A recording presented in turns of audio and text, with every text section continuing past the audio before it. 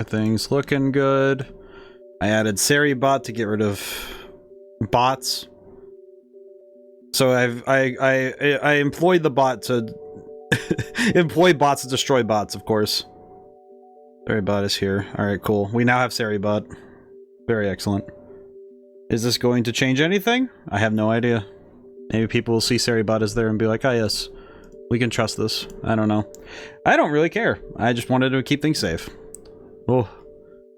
I just got Madman's Dice is on Steam now. It's on the coming soon section. I'm very excited. Game is coming along nicely. If everything goes according to plan, which it seems to be going nicely, because I've started speeding up, the final production pieces are like zooming, so it's very good, very good. I should be able to have, if I get a prototype build done of like the entire game being completable, and I can run through and test it, then like doing like full runs of the game, I think if I can have that ready by, I think if by the end of September that's the case, then it's I think it's basically guaranteed that I can get an October release date. Which does mean I won't do the bonus Christmas stuff that I was thinking about doing, but I might do it anyway if I have time, but we'll see. I think it'll be better if I just stick to what was in the scope of the game, so that's good. That's important. Alright, so we're playing something we've never seen before. I just wanted to start this stream at the Wii menu because, I don't know, man, it's nice. It's been... it's like, I got to do this Sunday, but I don't know, there's something nice about getting to hang out in a place like this, as it were. Like, the nostalgia... I had the thought before stream started that I feel like America's greatest product is nostalgia. When I say greatest as in, like, size, not in terms of, like, its magnitude or its excellence. It's more like... I feel like nostalgia is the thing that rises above everything else when it comes to, like, American cultural mindset. Because I feel like it's always look back 20 years and then that's the good stuff. And it's like, I don't know, man. There's a lot going on that's good today, but it's nice when you're able to revisit things like this, you know, or you're able to tap into the nostalgia a little.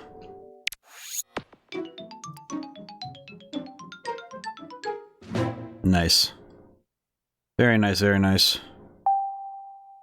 I do know there's a slight delay between me and the OBS and what I'm seeing on the TV, so I think it's like half a second. I know this system.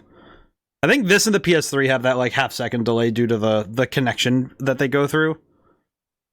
But that is more like just because they go through a little box thing. Whoa. Wow, that is loud. Holy crap. I'm gonna turn that down.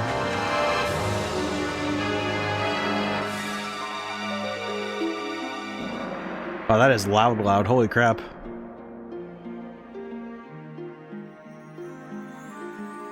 Alright. Man, that font is almost unreadable. That font is insane. That Falsebound Kingdom, that font is crazy. Look at that. How do you even read that? It makes a great logo though, look at that. Holy crap.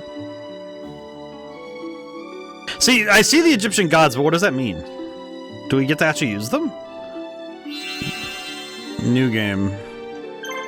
Story or challenge? Oh, I guess we're gonna do story, because I don't know what I read the manual, and it says that challenge is kind of like, you just get to play the game, which is neat, but I feel like we should play story mode first, you know? Like, we should probably actually play the story. Because that makes more sense to me than just, oh, let's go play challenge mode. I guess if I want to learn the mechanics of the game, challenge mode might not be a bad decision. You know what? Maybe we should do that. Just see what it does out the box. Super easy, normal, hard, super hard. I will say, looking at the screen, it is very funny how, like, that it's very good typography where it's easy to read, but holy crap. Let's go with easy. Oh no, easy. Let's play challenge mode. We'll do Yugi first. Oh my god. Okay. Marshall select. That Marshall? It says Marshall. It spells it correctly in the instruction manual.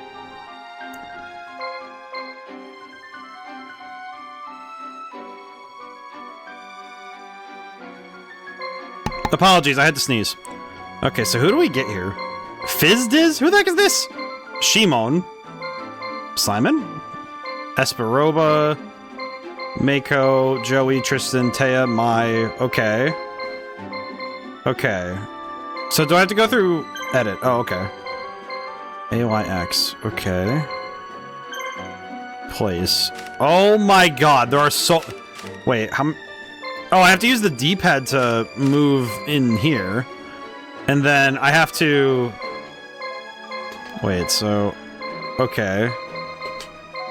What is this recommendation? What does this mean? Probably, you know, it's probably good that we went and looked this up, though. Okay. Blacklands info. Okay, I do know that we're supposed to look for... I read the manual. It says that you're supposed to use monsters that share a color with Yugi. Like, he has his own color, as it were. Ibris. Boys-Eye Dragon. Wait, the Boys-Eye Dragons are named? That's a thing? Seiriasu. Okay. Meteor Dragon. Two-Headed King Rex. What am I looking for? Like, I know I'm looking for Urpal. That's what I know with his power.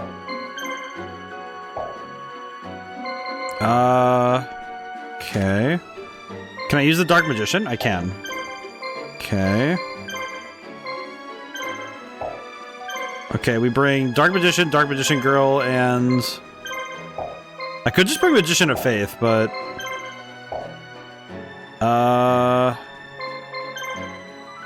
Wouldn't be bad. I don't know, let's look through. Let's look through all the monsters, because there's a lot here. I'm actually surprised to see so many modeled. This is actually really crazy. Invitation to a Dark Sleep? That's such a specific poll. That's the thing I'm surprised by, is how many monsters there are. Look at that. Gemini Elf, Kachua, and Lord... Wait, they split the Gemini Elves apart? Why? Galicia D. Knight. The Flame Swordsman. I like that. That's pretty good. Gaia... Oh, Gaia's... Okay, okay, cool. I do know that you can do fusion. I do know that. Okay. Panther Warrior. Panther Warrior is purple? Really? Alright, I'll take him. That's pretty good. Alright. Back. Challenge. Okay, let's see if we learned anything about how to play the game. Whoa. Okay, we have... This is the battle. Whoa. What did I just do? I pressed the button and it did not... I did not even see what it did. Crap. 400 damage? What? Oh, that was defense. Okay. Okay. Am I allowed to move the camera, or... Oh, there we go. Oh, God, that... Okay. Man, that camera is a little awkward. I'm trying to make sure I learn it. Attack. Okay, let's see. Attack. I think we want to attack the one in the middle, because he seems like he has the least HP. I don't see where turns are, though, so... Murky Burning. Whoa. That's an animation. 515... Okay. Beast Commands. He has support? He has support abilities? Why? Dude, this challenge mode is gonna knock me out, isn't it? Dark Burning Mat... Whoa. Oh my god. Dude, the effects of this game are... Hey, Narctum, how's it going today? The effects of this game are actually quite surprising. Oh, that's critical. He's dead.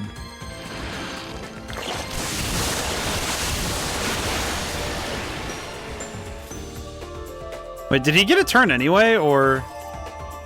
Oh, that's weird. Oh, he's at 4. I'm looking at the... Alright, Narctum, how's the game... Do you know... Can you check really quick how the game's audio is right now? Because, man... I have no idea if it's too loud or not. I have no idea what the volume's at right now.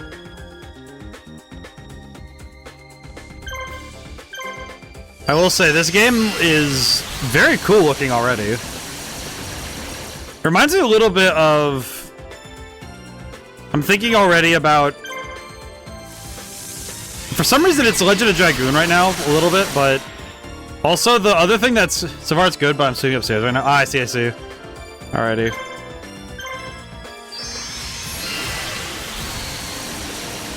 We're just trying out this mode because I want to see how battles work. I could definitely tell this is going to be one that I have to... I'm going to have to learn a lot. It's probably good that I take some time to master the basic mechanics of battle. Whoa. Whoa, the Beast of Surket? Whoa. Okay. They got some cool monsters up here. Holy crap. Okay, attack. Sword Stalker. The models look really good. I do think this one's lit a little too dark to me, but to my eye it's a little too dark, but honestly that's fine. It's like it still looks pretty good. I know on your guys' angle this actually looks really cinematic. Might be a contrast thing. Speaking of Dragoon though, I have a surprise. I found out about it. We'll tell when I can. Alright, very cool. Let's see. How many... Okay, info. What do we got? How many more points do I have? It says I have 10 stars, so... Go over this again. This seems to be a very easy combo. So different characters have combos if we can help it. So one of the main focuses of this game is definitely going to be trying to get these combos. Gilfer Flame. That's the Beast of Gilfer? He looks sick. What the heck? The models look absolutely fantastic, by the way. Like, for this era, this is so good. I'm like, especially with the animations and effects going on, they're doing some cool stuff. Okay, he's... Wow, he is not taking a whole lot of damage. Alright, now he's dead. Okay, cool. Let's see. We don't really need to defend right now, so we're just gonna keep hitting him. Honestly, I'm I'm kind of shocked how good this game looks for this era. That's what I'm thinking about right now. Is that this era has some great games, but this one looks really cool for what it's doing. Especially given that it's got the, I'd call it the concern, where you have 100, because it said in the manual that there's 150 monsters to choose from. And honestly, that's a lot. Like, that's a lot of models to handle. And that's just the 3D models of the characters. That's not even considering, like, that's not considering, like, the models of the battle arenas or the sprite work. You know, all the different character sprites and all that. Because there's a lot of stuff in here that they clearly had to fit in a very short period of time. Oh, they gave me the camera angle from the other side. I see. Can I move the camera angle? Ow. Okay, the difficulty has clearly jumped because now we clearly already have a lot to deal with. Okay, I guess I'm gonna try and get rid of their fusion and get rid of Gaia. Mystical Elf has a high defense, but her attack stat isn't something to write home about, so. Spellbinding Circle. Ooh. Okay. Alright, does that actually lock down magic? No, it just... Okay, we're good then. Okay, we'll try Dark Burning Magic and see if we can't mess them up. I feel like this animation is probably one of the coolest things in the game. I do seriously wonder what it's like to get Blue Eye's Ultimate Dragon out. Because I know it's possible. I'm most certain it is possible. And they're targeting the crap out of my guy here. Attack. Okay, we'll try and get rid of... Curse of Dragon, because he is doing a lot of damage. Fanaticism. Yeah, this game has so many little nods to the card game, but... Like, so it's in the little details that this game's really cooking. And I think that's just great. Because there's in the manual, they showed some of the pictures of... It's some of the cards that aren't monsters, per se, like spells and traps. They use them as icons for things in the game. Which I think is just a great little detail. It's one of those things that... It's one of those things that just feels right When you have stuff like the castle walls representing like towns and defense fortifications. And that's cool, because this era was very locked in on their synergies. More level ups, holy crap. Okay. It's funny because I don't think the level ups are even permanent. It's just we're just playing zombies. It's funny seeing bones. Oh my god, they have. Oh my god, look at the model for Pumpkin. I love him. He's so chunky. Look at him. Oh yeah, that's right. We don't get our health back either. So probably want to get rid of those dragon zombie or zombie dragon. Withering Whisper. Is he going for Dark Magician? I hope not. Ah. I'm pretty sure we lose this one because my HP is really low. Okay, wait. Do we have health? We do. We don't have any items. All right, we'll just go for it. Just spam Dark Burning Magic and pray. That kind of seems like it's the game plan. Is just spam Dark Burning Magic. That's pretty good though. It works. It works, but. Whew. Zombie Energy Infusion. It is cool seeing how many characters have support options for their teammates. That's kind of neat.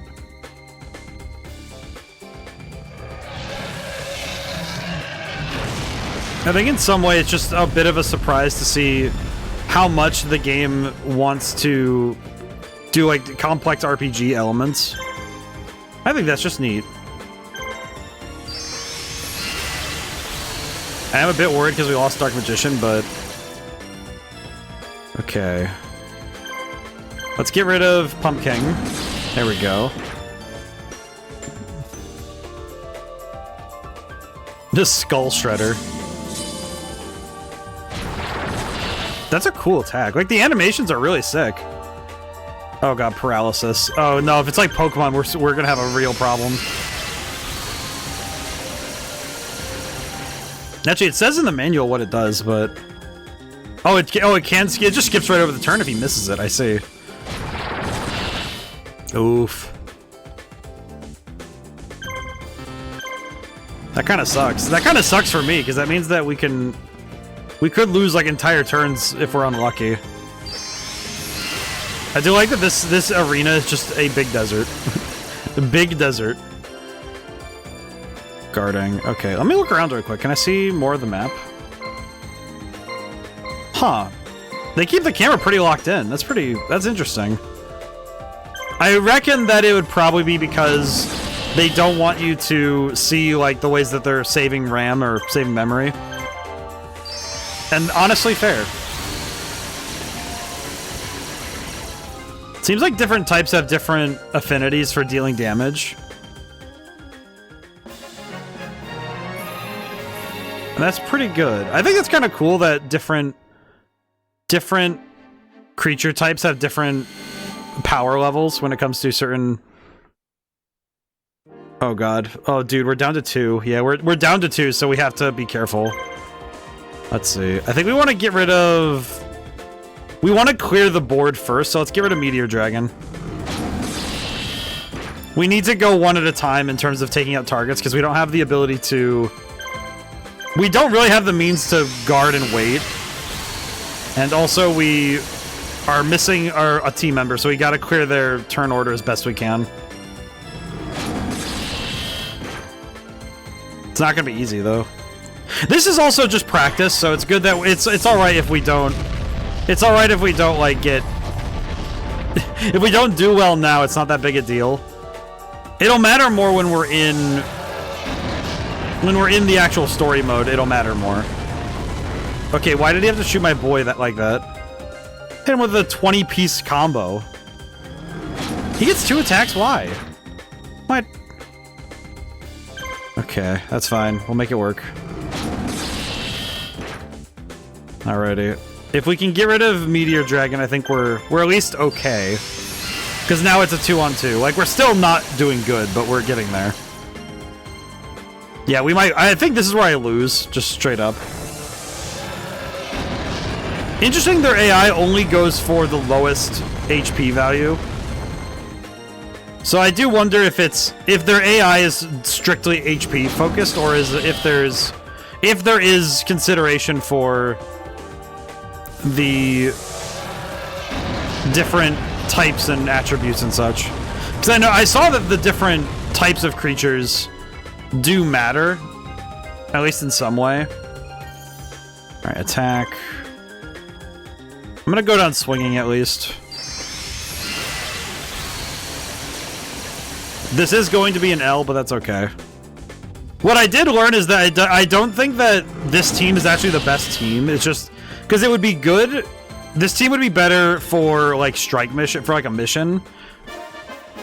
But I don't think it would be particularly good for like long endurance fights like this. Let's see, battle 5. We did pretty good. Okay. Let's look through the monster catalog. I'm just curious what else there is. Let's see.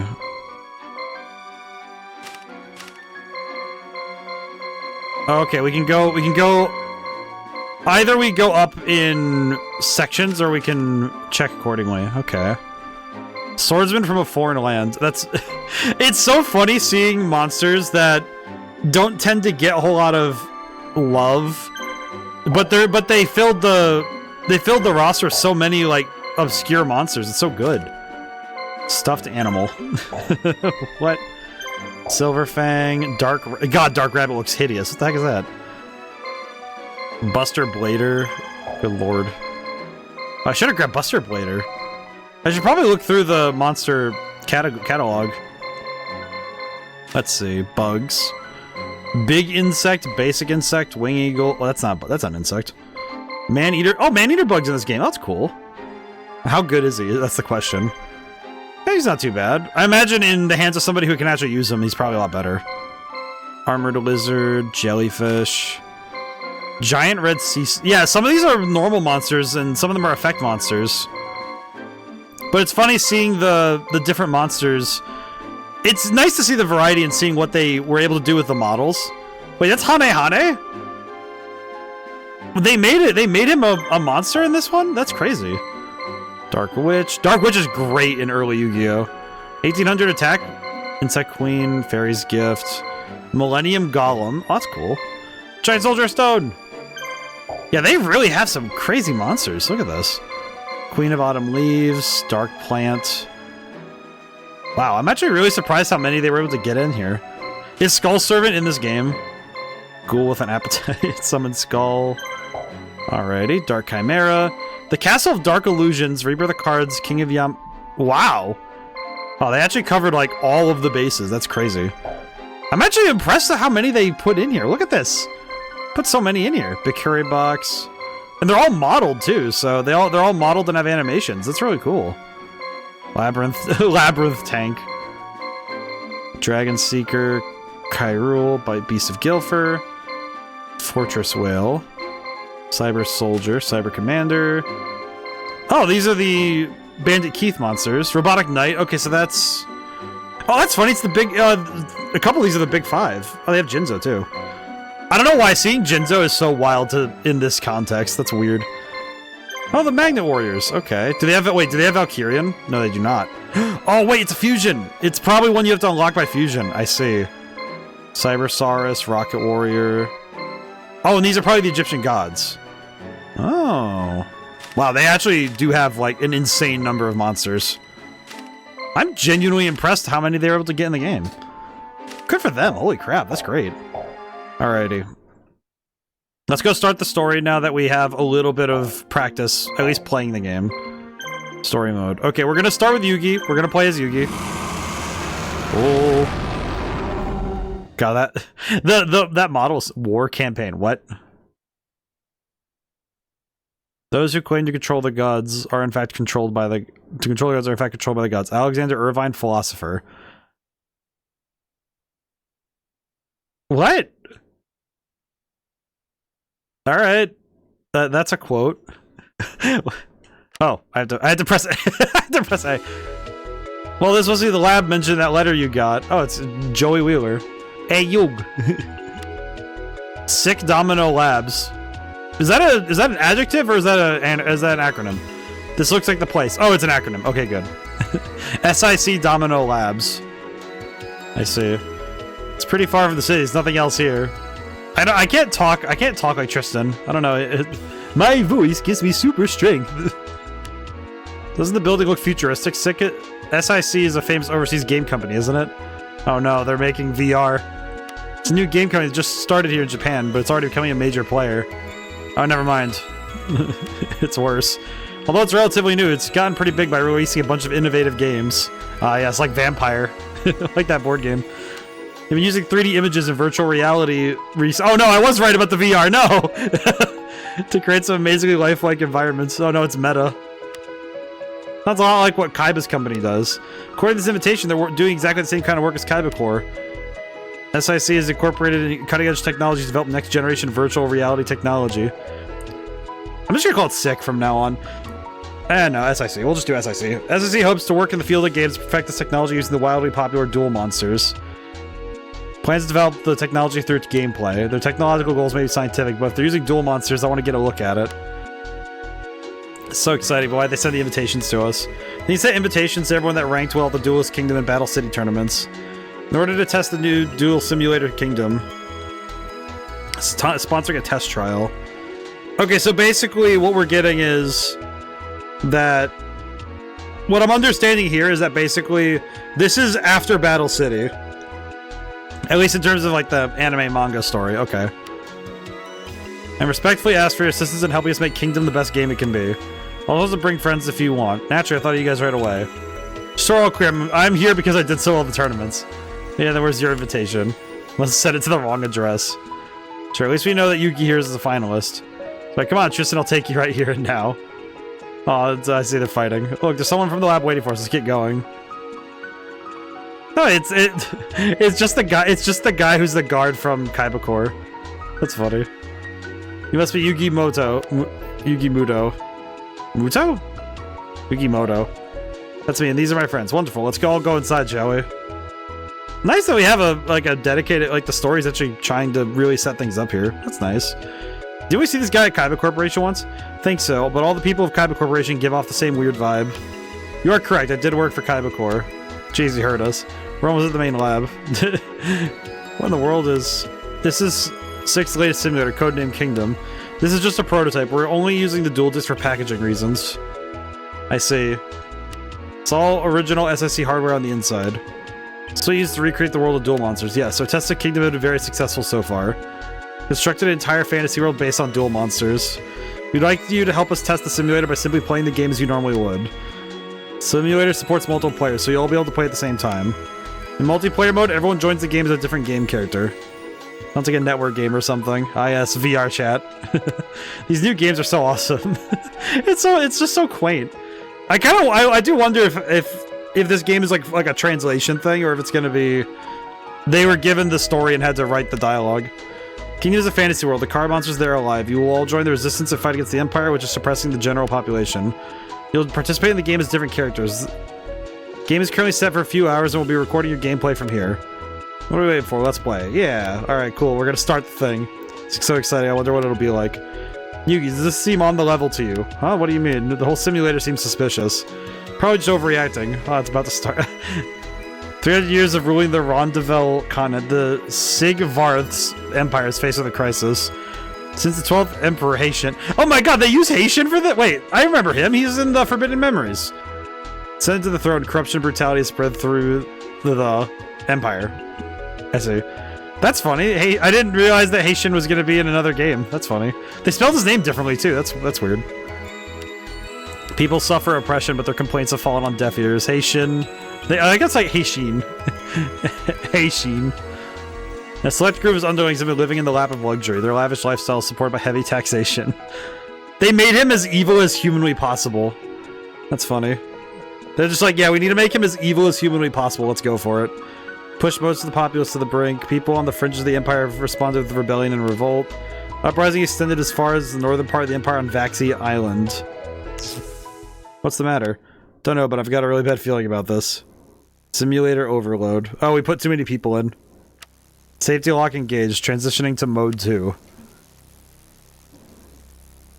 Transition to mode 2 complete. Lock-in mode activate. Lock-in mode. It's locked in. Oh no, Yugi got thrown. Yugi has been stolen. Yugi. Happened. Lord Yugi. Lord Yugi, wake up, please. Oh, we were that Yugi. You must seem to be coming out of it. Where am I? Ah, you're in the port city of Makad and the western edge of Vaxi Island. You lost consciousness suddenly. You just passed out right in the middle of our meeting, don't you remember? Remember what? Appear to be suffered memory loss. Let me explain everything as quickly as I can. Your name is Yugi. You're the leader of the resistance here in Makad. You were planning our next attack when you passed out. We've tricked the Imperial forces into splitting up, and Itos, the ruler of these lands, is left with few guards. Okay. Perfect chance for us to break the Emperor's repressive hold, and we're just about ready to attack. Any of this coming back to you? Anything at all? No, none of it. I have absolutely no idea what you're talking about. This guy, like, we just switched places with the guy who was here originally. But it sounds like I'm expected to take command of the Resistance. That is correct, Lord Yugi. You are, after all, Supreme Commander of the Resistance. Thank you, Simon. I'm gonna call you Simon from now on, not Shimon. As funny as it would be to go Shimon. Without you, we don't even have enough marshals. You must lead on the front lines. Marshal? You've forgotten everything. Marshals are a type of general and are essential to a battle. Marshals can control monsters and engage in battle by pitting their monsters against those of the enemy. Each monster has incredible power equal to that of several thousand human soldiers. So the marshals hold the key to victory in any battle. So we're basically summoners. Number of men with these power of monsters small. Including you, the resistance has but 3. Have it in spades, sir. I'm afraid your powers might be weaker in your current state. You will just have to get it back slowly in battle. Beginning. I will assist your recovery, Lord Yugi. Remember that Imperial units usually have a marshal assigned to them as well. You need to get your battle instincts back if you're going to defeat the Imperial marshals. We need to finish our strategy and organize. This is a fine mess we're in. I know, it doesn't feel like we have any control over the game. I feel it's safe to assume we're trapped in this fantasy game world. Must have been planning on using us as their lab rats from the beginning. Wonder the rest of our friends are here too. Probably. It's likely. They're probably all just as confused by whatever character roles they've been thrown into as well. Gotta find a way out of here. Don't know how much of the sick techies told us is true, but they did say this is a game. If it's got it, then it's gotta have an ending, right? Maybe if we play the game and clear all the levels, it'll lead to a way out. That makes sense. Yeah, that makes sense. With help from the rest of our friends, we're sure to find a way home. That seems to be our best bet for now. I see. Alright. Please look carefully at the map of Rondeval. I don't know why, but it's just very funny that we have... What is it? Looking at the different place names, it feels like... I know that they weren't computer generated, but it's very funny because just looking at Anchor Hill is very funny. This is Makad. Oh, there we are. It's like Risk. Look at that. That's pretty good. The target of our next battle. We're gonna liberate the rest of Vaxi Island. It's green. In order to do that, we gotta take control of Suget? Suget? The provincial capital to the east. Okay. Suget. I see.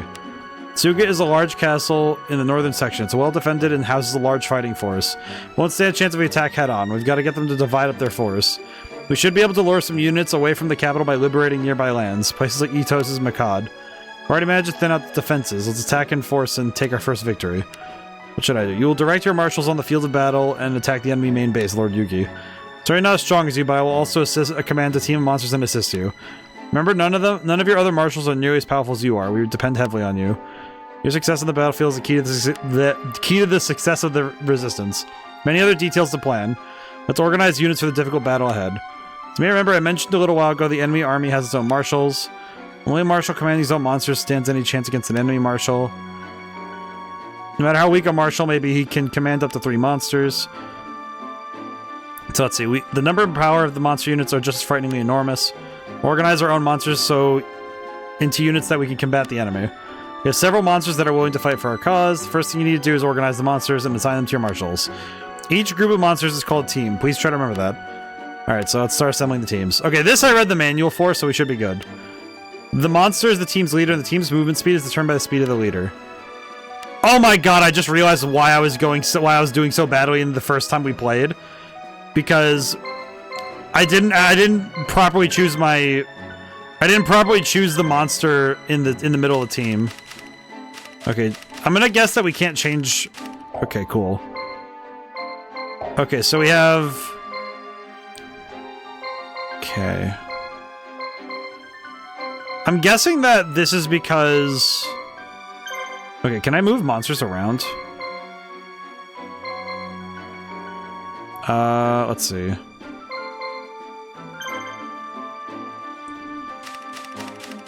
Can I move them around is the question.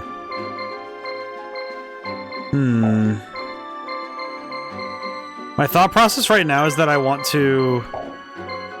I think what I could do is just move the monsters around really quick. It's mainly that what I'm seeing right now is that we want creatures who are closer in color. At least from my understanding. So I'd want this Shadow Spectre on Yugi at the very least. At least from what I understand. So what I'll do is... Let's see. And I'm trying to learn. Okay, let's see.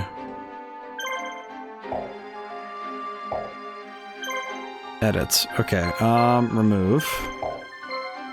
Okay, let's go through really quick and see what we can do.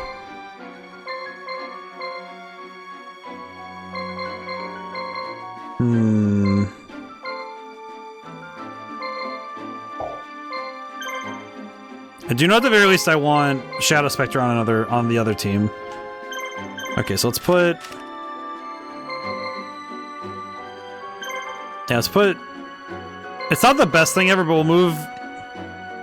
It's funny, Karibo has the same stats as he does in the card game. Oh, they all have the same stats as the card game. Okay. No, I had to read again. Okay, so that's interesting, because... That does mean that I have to account for... Because I'm thinking now about how the card game works, that I do at least know some of the stats there. Yeah, he gets a bit of a boost being on my team, so I think we'll do it this way. I think this will work better. It does mean that he's gonna be a lot weaker, though, huh? You know what? It is probably best that I don't. I probably don't want to overstack the teams. From what I can tell, it seems like it's a bad idea to overdo the teams. Also, it's the first goddamn mission, so I don't think they're going to... I doubt they're going to throw too much at me that's going to be too egregious.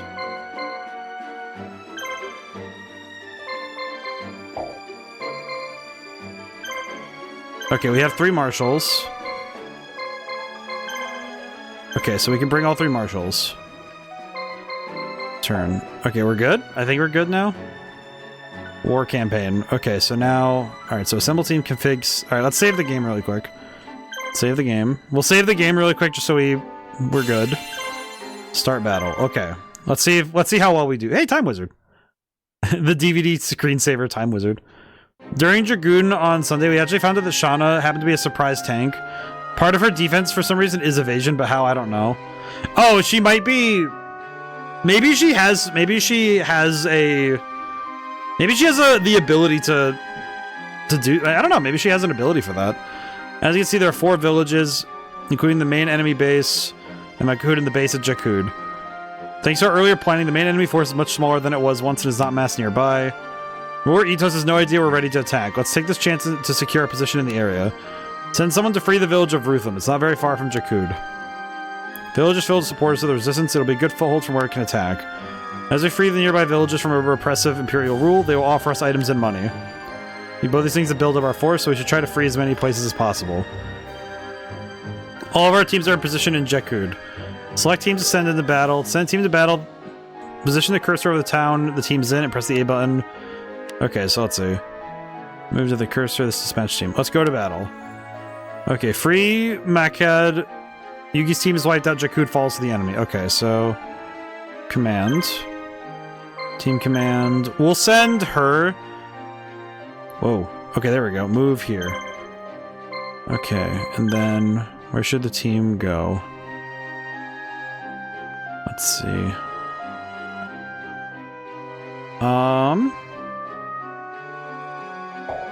Let's send Simon to go get that, and then... Okay, so we have 2 teams. And then... Whoa! Wow, that is wild. The cameras... I will say, the graphics-wise, I'm kind of surprised. I don't know, this actually looks really... This actually looks pretty good. It's like, it's not the most insane thing ever, but it is quite good. Okay, let's move Yugi here, I guess. Turn...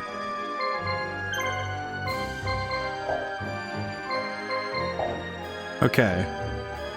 Oh, they're actually going. It's like it's like real time. Okay, they're going. I see. If she does, we don't see it. She tanked Ghost, Ship Boss, Water Dragon Boss, and the first boss is this 3 Kamui.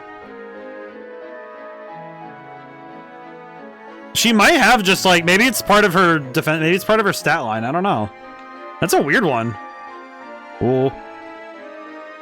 Oh man, it is a little sensitive, but holy crap, it is. Rutham was successfully freed Rutham. We now have 2 footholds in the area. We're in better shape than the enemy now. Use of our attacks probably reached the main attack on Makad. I just got word that spies that there's troop movement in Makad. Either build our defenses or prepare for the attack or try to free another village. Okay. Okay, let's grab... Where are they coming from? I see. Okay.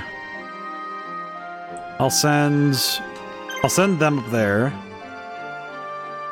Okay, Simon can hold this base, I think. Okay. This is going pretty well. I do wonder, like, I think sometimes characters have hidden stats that you don't really get to be aware of.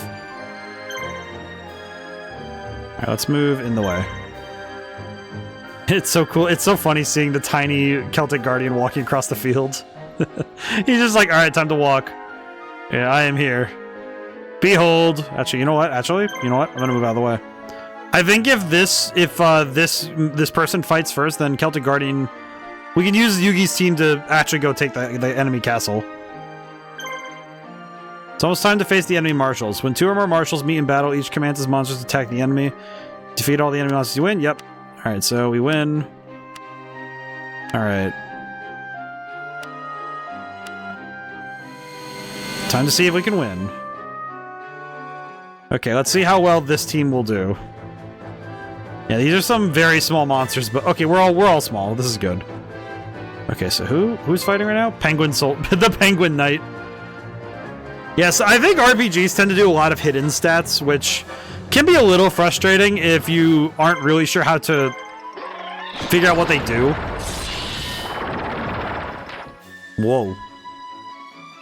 Because none of her shown stats, equipment, or anything else is shown. Should I find out what the hidden is because the enemies miss her quite a bit? It might just be that... It might well be that it's just a matter that the character has... Like, I'm just thinking that Shauna probably does just have some sort of, like, raised evasion stat. That would be my theory.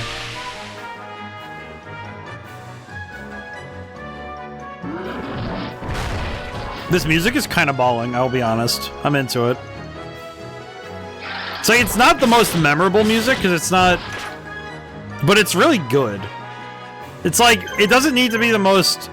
Doesn't need to immediately pop, but it's just really good. Karnak's bubbles. I like this crab. I like this creature. Honestly, the animations just look sick. This kind of reminds me of Pokemon Stadium a little bit. Alright, we'll target one at a time. Our goal is just to knock out one at a time. Because we don't have any big all attacks. Sledgehammer. Ow. I guess the question is, do we have any cool attacks? We don't. Okay. Just gonna keep hitting them.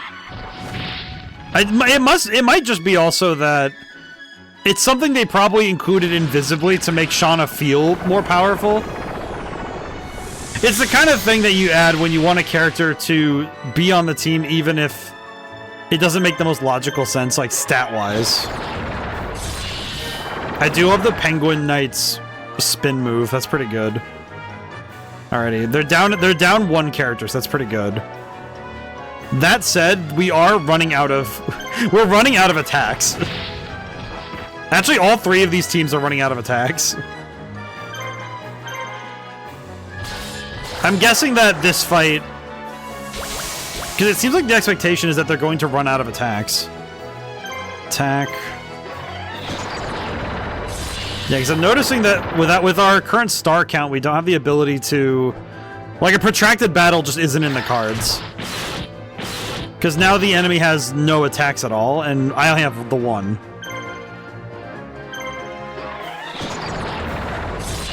I think I'm going to force a retreat.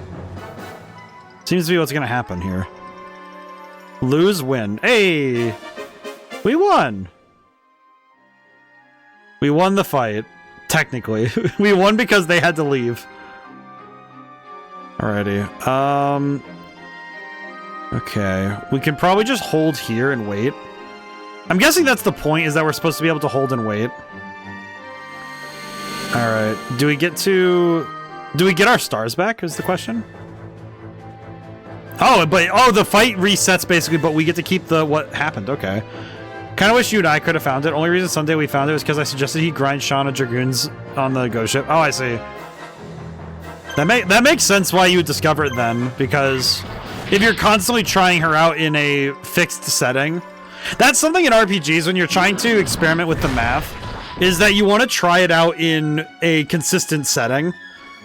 And this is also true as a player when you're trying to investigate how things work. Because you want to use consistent lab data, as it were. It's much like running something in a laboratory anyway, because the objective then is that you're trying the same things over and over, and you want to make sure the results are consistent across the board. So that would give the best... You probably got a lot of data for figuring out what Shauna can do. It's the sort of thing that I know a lot of speedrunners do, but also those who obsess over games, you know? People who go through and figure out the sort of crazy stuff. Because you don't really discover a lot about these systems, because a lot of games are built on these really complex systems that once you start getting into them, they can really surprise you with how much variety is within them. Especially given that a lot of game systems have these really these hidden varieties. It's something with random chance that I think only really happens because you end up trying something a ton. I think Pokemon has the most direct example where if you play enough Pokemon, it's like, yeah, you're going to end up finding a lot of weird stuff in the weeds.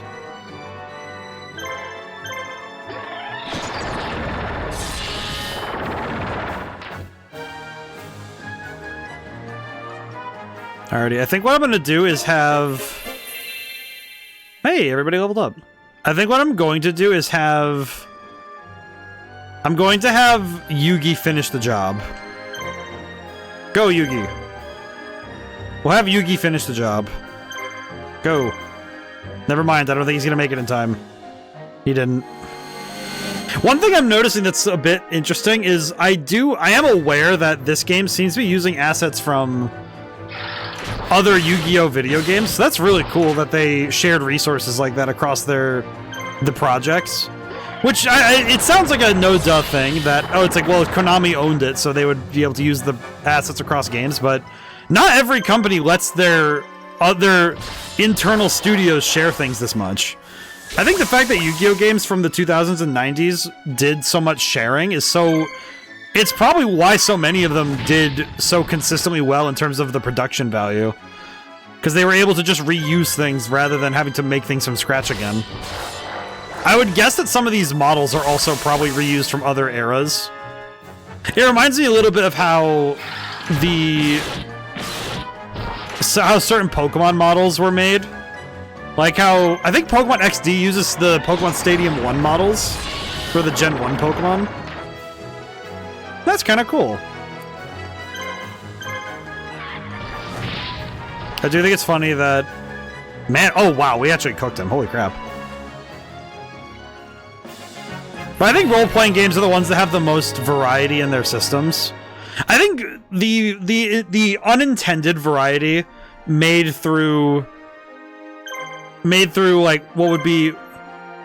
Let's see. Oh, we can't buy anything. Wait, can I? Closed. Oh, it's closed, I see. Let's see. Closed. Closed. Okay, so we can't use the shop yet. Okay. Okay, so I'm guessing that now I can just go straight to the castle. Icon mode. Whoa. Man, that's some actually really good. That's some really good mapping, actually. Look at that. I'll be honest, this game is really just impressing me already. I'm liking it a lot. I am really liking this. This is a lot of fun. It kind of reminds me a little bit. It has a little bit of Age of Empires because of the real-time map moving stuff. It has a little bit of Fire Emblem with the way that you level up characters. And it has a little bit of... It has a little bit of other traditional, like Pokemon, because you're summoning monsters, sort of thing. I'm really jiving with this. This is really cool. I'm really enjoying this one. This one's really cool. It's just fun. Like, this is a fun and interesting take. Time to attack the enemy's main base. You cannot defeat an enemy in its main base, a town, or castle simply by fighting better than them. You must force the enemy to flee or defeat all the enemy's monsters in order to win. It's difficult to defeat an enemy in their stronghold unless you surround them and attack in waves. Be careful not to chase your enemy too far. They might be leading you into a trap. Now let's go get the enemy. You insolent runt. Who do you think you are? Where are my guards? You're the only one left now. Prepare for the end. How dare you revolt against the Empire? I'll take some of you with me before I'm done. Okay. Let's see what we can do. I probably should bring Simon as well to this fight. Okay, let's see. So we want to attack the swordsman first. Like I said earlier, the main goal is to try and take out one at a time. I do think my concern right now is that we are absolutely not ready for this, I don't think. I feel like damage-wise we're... Oh, he's guarding. Okay. Let's see. We'll attack we'll attack basic insect then. We could just pivot and swing and start swinging. Oh no, poor Karibo. Oh, poor baby. Okay, attack. Honestly, I am seeing too that the animations given to Yugi's monsters are really good, whereas the animations given to everyone else is like just it's like they're good, but the monsters that are like the iconic ones get like really good animations. Never mind, everyone gets some cool stuff. Okay, never mind. I was kind of worried that it's only. It seems like they get the best animations, but that's not even like... It's clearly not at the expense of the other ones, because it seems like everybody gets cool animations. Never mind. I was kind of worried for a second there, but... I will say, Blackland's Fire Dragon is probably one of my favorite normal monsters in terms of design. It may also be because I ended up using him a lot in the video games. A lot of early Yu-Gi-Oh! Video games, you had to make do with what you could get. So sometimes you don't really get to have the best cards in the world, but that's okay because you get to have the monsters you like. I think it may be because when it comes to card games, I tend to play a lot of commons and uncommons when it comes to rarity, because I don't really go hunting. I only hunt for rares if I get them on, like, basically on accident, really. Okay, let's see. I'm gonna go grab... I could grab Simon. Where should the team go? Yeah, I'll bring everybody over there. Yugi's gonna keep attacking, so... What it might be is I might need to have Yugi back off after this next attack. Maybe? I'm not really sure. We're kind of doing good. We just need to take a round or two. Let's see, attack. I like the fact that it is just the Yu-Gi-Oh! Monsters in the context of an actual RPG. It does actually make me super happy to see this. I think a lot of that's just because it's almost like a confirmation of all the fantasy that the game draws on, but in a way that you don't really get to see as often when it comes to the card game. You usually are only focusing on the mechanics. You're thinking on the cards. You're thinking on, like, okay, I need to have good attack and defense and effects. And you're thinking about the card, like how the card game works in isolation. But I feel like this game is doing a great job of really drawing the player in with genuinely decent, like, this is some pretty good mechanics, I think. It's not even that complex on the system side either, because a lot of the systems are just easy to understand. All right. Nice. So I think that's a win. We just win, right? No, not yet. Okay. Oh, it's because he's not down yet. I see. Okay, let's... Team command... We'll bring her over. Oh, never mind. Okay, I was gonna bring her over, but never mind. I see. Okay. Attack. Man, this dragon looks so cool, though. I like the modeling. But I think with some RPGs, you don't really learn the extent of the system without thousands of play hours.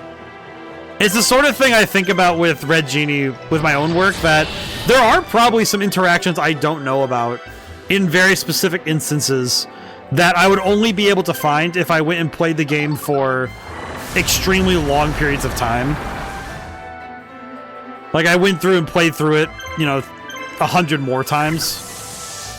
I played through it a fair bit in the time it took me to get the game out, but I feel like it's a different story when you're making it versus when you play it. Kind of feels like when you're playing a game and experimenting with it, it's different than when you're making it, because when you're making it, you don't want to drive yourself nuts looking through it all. Oh no, Karibo, my boy. Oh, he missed. I wonder what the hit rate is in this game, because it's clearly not 100%, but I don't know if it's based on an agility stat or not. Let me see. Let me look at the instruction manual. Let's see. Battles. Let's see. Battles. Challenge mode. No. Battles. Can I see something? Status icons. No. Length of status changes. No. Gaining experience. No. Trying to see what the stats are for monsters. Let's see. Let me look in the glossary. It'd be under 15, page 15 monsters. By the way, this manual is 47 pages. Oh wait, what's under the hint section? Create teams of tactical mind, explore the field, take out your enemy's defenses. Okay, okay. Page 15. Level, life points, attack, defense, movement type, attack, action points, cost type. Compatibility ball, special info. Battle arts. Okay, that doesn't tell me a whole lot, I'll be honest. Okay. Interesting. Okay. There's a lot there. The manual is pretty good. Splendid first victory, Lord Yugi. Our actions here have stirred the people in these lands to fight back against the Empire. Noble families in the area are offering to assist us financially. If we continue to win like this, the resistance should grow nicely. The Empire is confused right now, but it's only temporary. They'll soon send units to hunt us down. Let's take this opportunity to secure our positions and prepare. Time for you to make an appearance, Lord Yugi. The people want to meet their savior. Blacklands Fire Dragon has joined your army. Hey! So we get the dragon. That's cool. Items. Monster Reborn 2 Blue Medicine. Oh, that's cool. Okay, again, the fact they're using the spells and traps as items in the game is so good. That is actually super cool. Hi, how's it going? It's going good, Julian. How you doing? We're just getting started and things are looking really good. Yugi's resistance army decides to undertake its next mission before the Empire strikes back. Heh. With Suga confused about what do to? that is a legendary typo. I was about to read it correctly too. My brain just went, wait, what do to? That's a large typo. Oh, lovely. The Resistance plans to free a large agricultural village in the south. Okay. I do like this world map. This world map looks very nice. Success in freeing the Makad areas will strengthen the determination of the army. You know what I do have a question of? Why is it that a bunch of people look Egyptian in a place that is very clearly like European in design? It's like European fantasy world, Egyptian attire. Interesting. Strike the stores of the Imperial forces while morale is high. We can cut them off from their supplies. The southern part is mostly farmland. Empire works most of the farmers like slaves. Free this area, all supplies to Suget will be cut off and will gain a significant advantage. General Sebekel, one of the fiercest generals in the regular Imperial army, appears to be in the area. Sebekel is a dangerous foe, well known for his ferocity. I don't believe he has a large force with him, but we should still be careful not to make any mistakes. See some items in our last engagement. You can use those items by equipping the monsters with them. Just remember, you can't change your mind once you send the monster into battle. When preparing for battle, think carefully about which item you give to which monster. Okay. Got it. I understood that. Okay. Let me look really quick about... Let me look at Blackland Fire Dragon and see how good he is. What do you do? Green. Alright.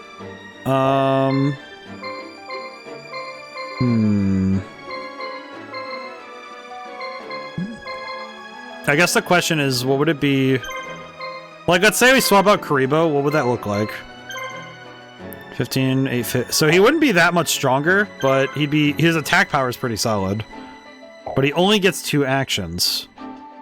Whereas Karibo, I need to look at my monsters. Karibo does get an additional action, and he's already leveled up a little bit, so we could keep bringing him along. I feel like I'd want to give it to Simon, if anybody. But yeah, today's been good. I've had a lot. I've gotten a lot done today. I feel very good. Let's see. Oh, but these guys are leveled up too, huh? Alright, let's see. If I replace with Blackland Fire Dragon, how does that look? Let's take a gander. Okay. Oh, the problem is they have more stars. Is it because they're trying to design Old Egypt where the area around the Nile wasn't desert? Maybe? That would be the most... That would be the most charitable... I think like that would be the most... That would be the easiest way to describe it, I think. Let's see. I think you know what? I could probably swap out Shadow Spectre, because I think he's probably like the weakest of the bunch. Let's do that. We'll do that then. It's not the best thing ever, but we'll do that. Okay. I think, from what I can see, I feel like it's going to be important that I learn how to best deploy my units. Assemble team configure will save the game. It might be. It might also just be some... It might also just be that that's just the aesthetic of Yu-Gi-Oh! Like, it's actually funny, because Yu-Gi-Oh! The card game tends to be more focused less... It's focused less on Egyptian mythology and more on... It still has Egyptian stuff in it, because of the Gravekeeper cards and the various Sphinxes, but there's a lot more, like European fantasy in Yu-Gi-Oh! Because there's a lot of skeletons with swords and shields. There's a lot of various demons from the Bible. There's a good number of European folklore in there. Like Reaper of the Cards is built on the Grim Reaper aesthetics of the West. There's a lot of knights and elves from like Celtic Guardians, stuff like that. There's a lot of fantasy from the West. And it's interesting because it's a lot of fusions too, because there's also Yu-Gi-Oh! Cards that are fusions from, that are similar to both Japanese and Western mythology and folklore. So it's interesting what they do. It's awfully quiet. There doesn't seem to be any enemy movement. We seem to be lucky. The enemy doesn't seem to know that we're here. So this fort isn't guarded at all. Let's use this opportunity to take the fort and fortify a defensive position there. Alright. Yugi's forces free Ashutan. Yugi's team is wiped out. Okay, let's see. I need to... Let's take a gander. I need to look really quick, because I want to read. Let's look ahead and see what can be done. Okay, so there's the city. There's a fort. There's a city. Okay, so let's send...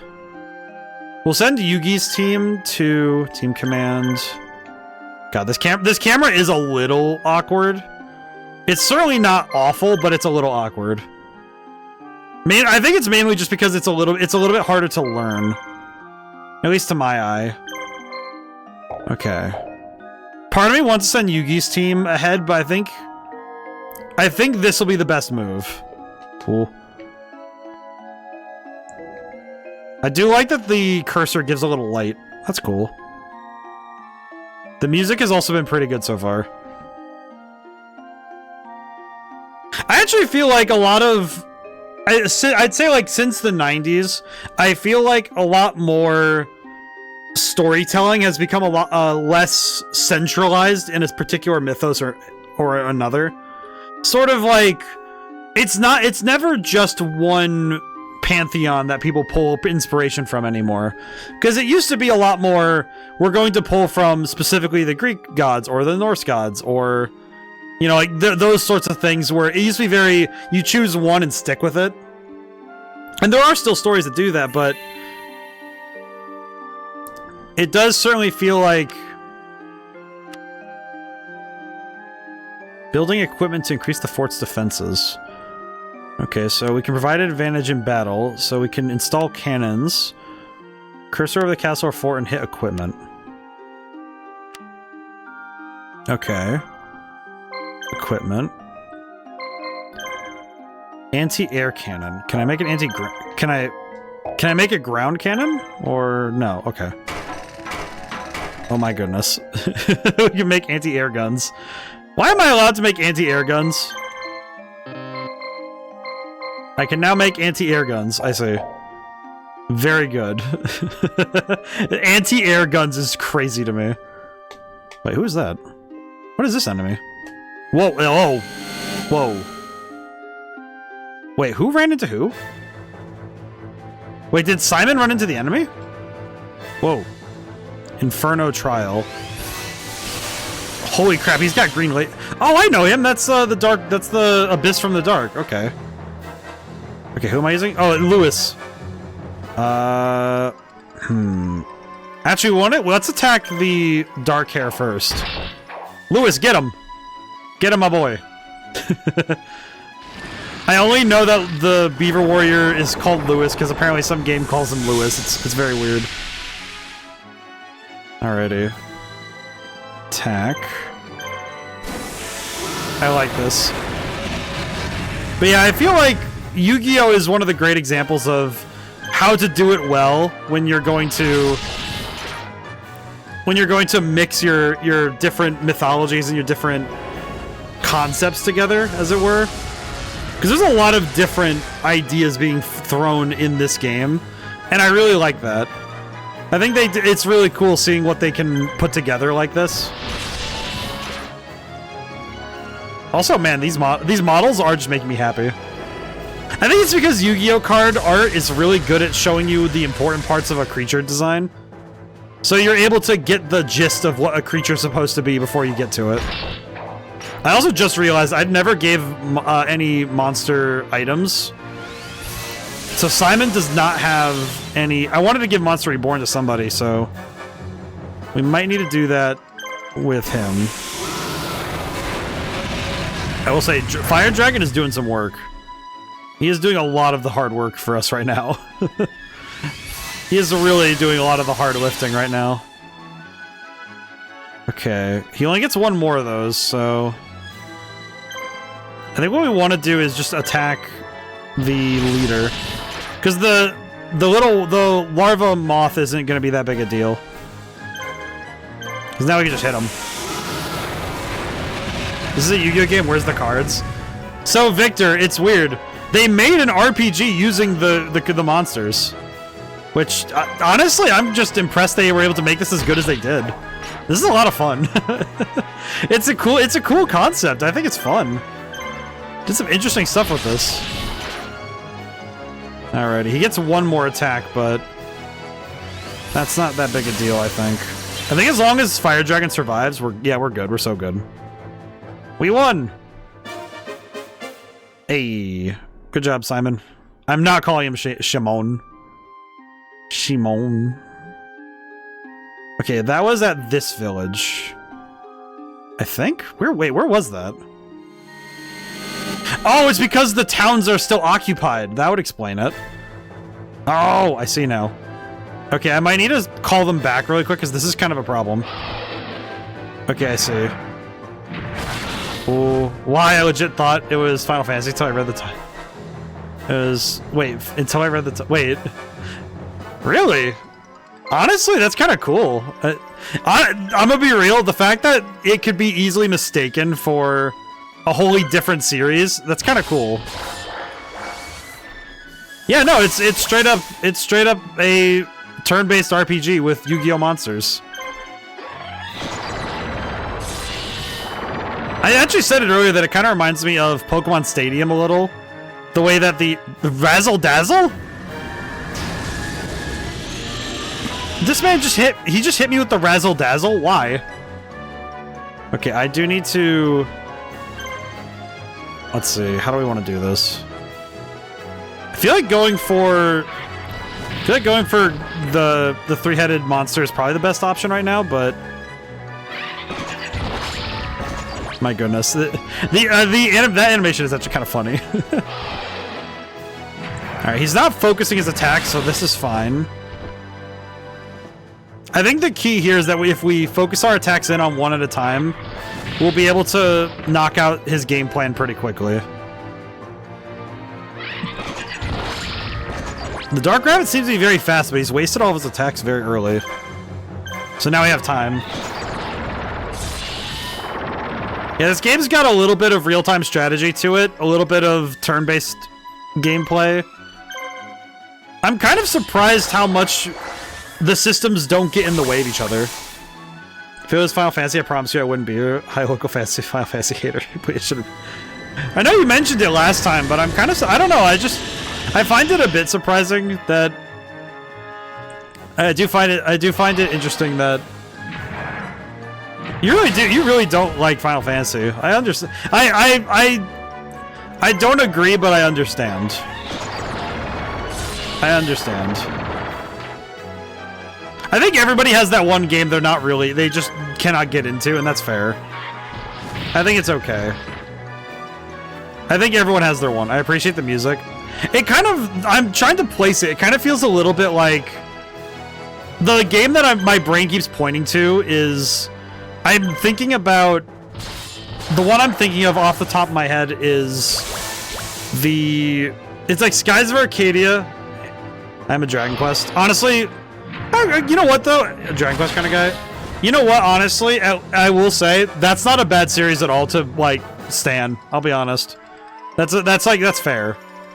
It's kind of like, in my mind, it's kind of like if you don't like, it'd be kind of like if you didn't like Dragon Quest and you didn't like Final Fantasy and you just went through, if I went through all of the different RPG series and you just say you didn't like any of them, then it's like, well, then you don't like RPGs. But it's like if you really like a long-running series, if it's gonna be between Dragon Quest and Final Fantasy, if you have to choose one, it's reasonable that you at least have one, you know?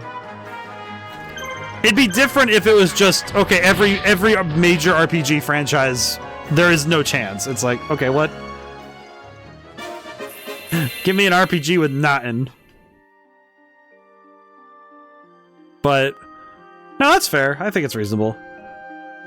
I'm personally a big fan of all of them. I don't think I've run into a franchise of RPGs that there isn't at least one game I like in the series. But more specifically, I think it's also that a lot of role-playing games have multiple games I like. And if I don't have multiple games I can name that I like, it's because I haven't played enough of the games to know. I think the big one I'm into with, like, I think each game series I can think of off the top of my head that... Oh no, Dragon! Yeah, I'm gonna need to pick him up. I think once we take over the town, I think we'll be good. There we go. Okay, we now have complete control over the fights. This is good.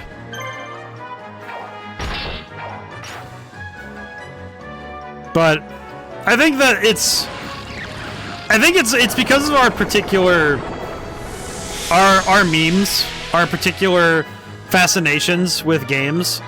I think it's inevitable that there will be games that we just don't find fit us. You know, there are certain things we just find we will not like playing. Whether it be board games, video games, or, you know, if we go to sports, you know, it's like, there is just going to be something that doesn't jive with our sensibilities. And that is fine. Alrighty, I feel bad because Blackland Fire Dragon gets nothing. Ah, poor guy. But we did level up, so that's good. Blue medicine. Okay, can I really quickly... Equipment. Oh god. I keep getting interrupted because I keep entering fights. Oh well, that's fine. Alrighty. Attack.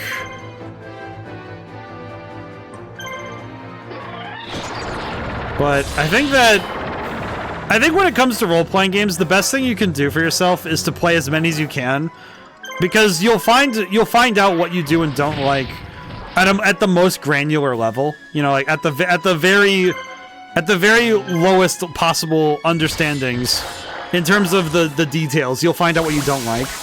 I know for me personally, one of the things I actually find very frustrating in any role-playing game is there's like, it's basically a type of fan service that feels lecherous. Feels like it's not even serving the role of, oh, it's just characterization or character, you know, it's not rapport building, it's just creepy. And I've run into that type a couple times, and it's just like, why do we need this right now? Okay, now the question becomes, how do I get rid of this rabbit?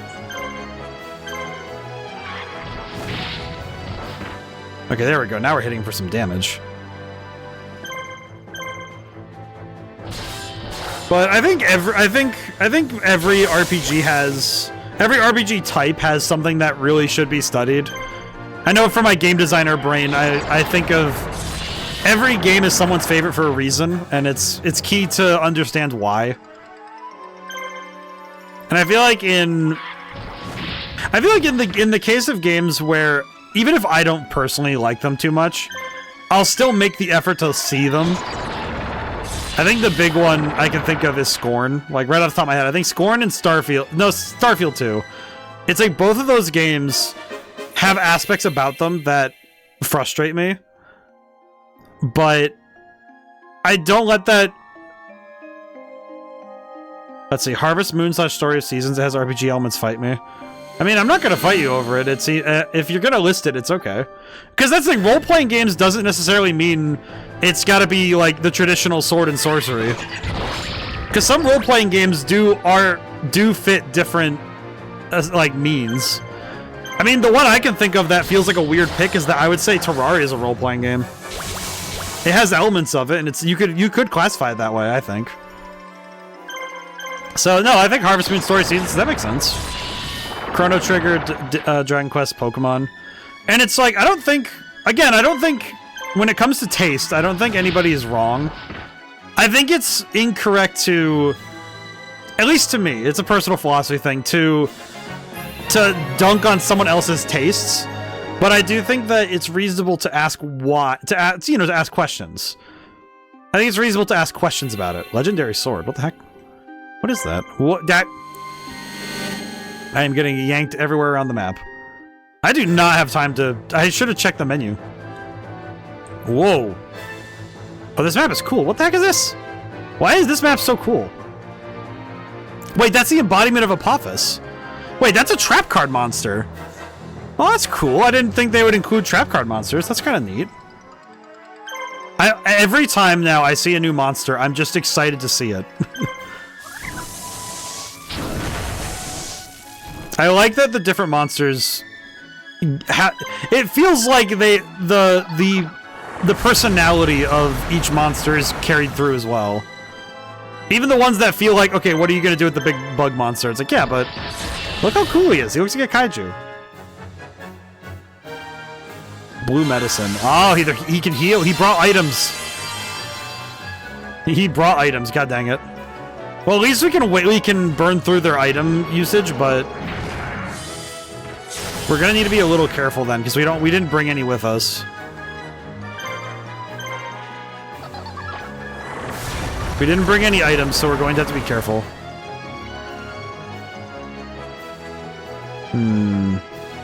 We could also defend. That is a choice we have. You know what? We're gonna do that actually, because we can defend a little bit.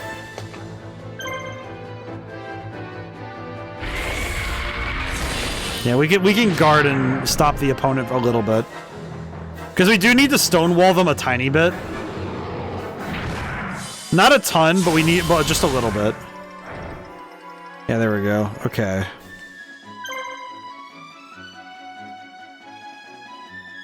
I do think that with role-playing games, the sheer variety of mechanics is what kind of causes these games to get really in the weeds. Like, I would say this game, for example, I feel like the fact that this is a role-playing game, and also, if we're considering other role-playing games, that the fact that Dark Souls and this fit in the same category of role-playing game, it does feel weird, doesn't it? Like the ability to say, "Oh yeah, this is a role-playing game, and this is a role-playing game," and it's like, okay, how does? Okay, can I slow the clock down a little bit? Okay, hang on. Okay, team command. No. Okay. Icon mode. Am I able to? No. Okay, so I can't give items here. So if I wanted to do items, they have to be in the menu. Okay. That's important. That is actually very important that I have to do my item stuff in the menu before I even leave for battle. That is key to understanding. Because I am definitely going to need to understand that if I'm going to win battles later. Whew.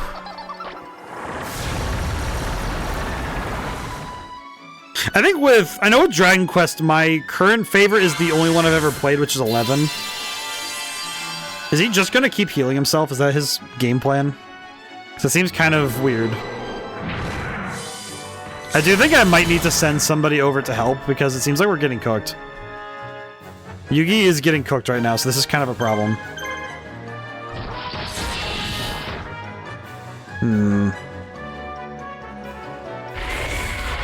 Especially given that we are taking a lot of damage.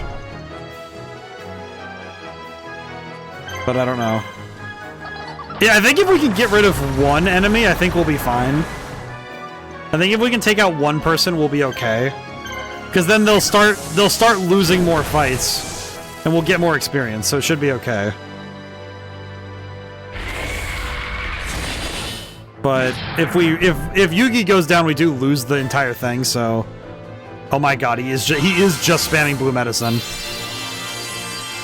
Wait, how many can you give in a single monster then? Because he's used 3. He might be in danger then. Yeah, this might seriously be a problem.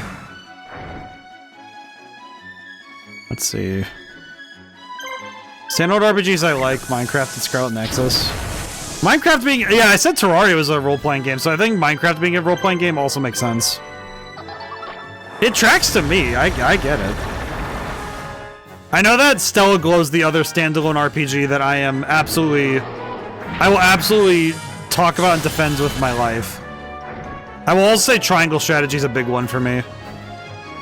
Man, we are getting cooked. Alrighty. At least that one's dead, so that's good, but... I think the fact that Yugi is getting cooked is not a good thing. We might need to pull him back.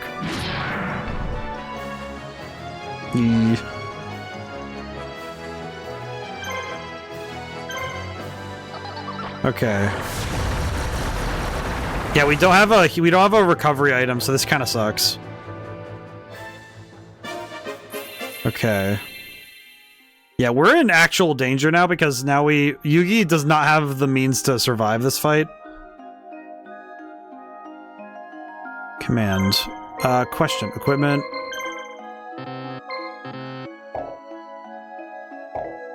Okay, I actually need to move him. I need to get him out. God, I needed to get him out of there. Oh, no.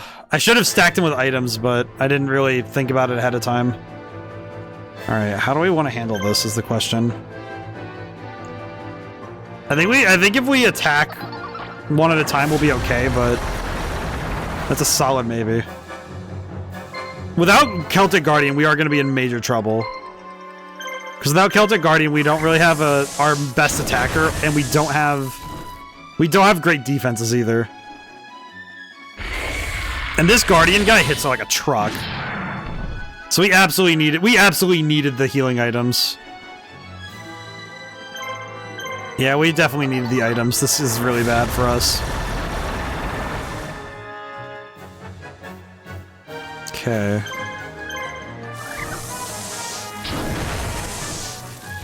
Man. Alright, he's guarding. Interesting. I wonder what decides why they guard or not, because that's a curiosity. But I'm guessing it's because the AI is trying to go a little easier because it's the beginning of the game.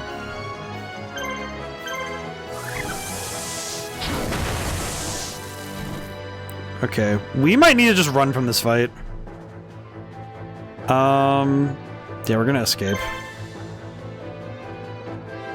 Lose. Yeah, we're gonna lose this fight, but we need a dip. We just need a dip. We absolutely need a dip. I wonder if we're gonna... Does that, like, lose us the whole thing? Team command. Attack. Get out of here. Okay, we just need to get him out of there. That's fine. Wafu taken by the enemy. Does that... Do we just lose? No. Okay, good. Alright, command, choose a team. Alright, we'll just send her over to deal with this. Alright, go. We'll have Simon go deal with the enemy. Alright, here we go. We'll have Simon go and deal with the enemy then. Unfortunately, yeah, Yugi is... Yugi got cooked. Alright, well that kind of sucks for us, but that's okay. That's fine. We'll just have to win. That's okay. That is a great lesson for later, though. We are going to need to be careful about that in the future. Oh god, I just realized we are absolutely not doing good right now. This is bad. But we've played Stella Glow on stream. We've played a couple other RPG, like Triangle Strategy, another one. And of course my beloved Shin Megami Tensei 5. I've played a lot of RPGs at this point, and I feel like a lot of role-playing games, the key is that you have to choose your points of focus and then really make those pop. And then from there you can raise up everything else in the game's experience. Ow. Add Yakuza and Persona to this. Oh, to your series you played? I've never played a Yakuza game. I think I have a couple. I think I have a couple available to me due to the friend I game share with owning a bunch of them, and I think Xbox Game Pass as well. The tough thing is that I don't really know what order to play them in, and I'm kind of worried that looking up all that would probably make me aware of details I probably shouldn't know, but I'll need to look into it more, because I feel like I need to know more if I were to play one. Go! We'll fight again. This is kind of unfortunate, given that we have very little attack power to work with, but we're getting there. I actually feel like Yugi might be the weakest one of the bunch right now, because he doesn't really have any... He doesn't have any great monsters. Because a lot of them aren't leveling up enough, because I have to protect him. Wonder if this is typical of this gaming experience.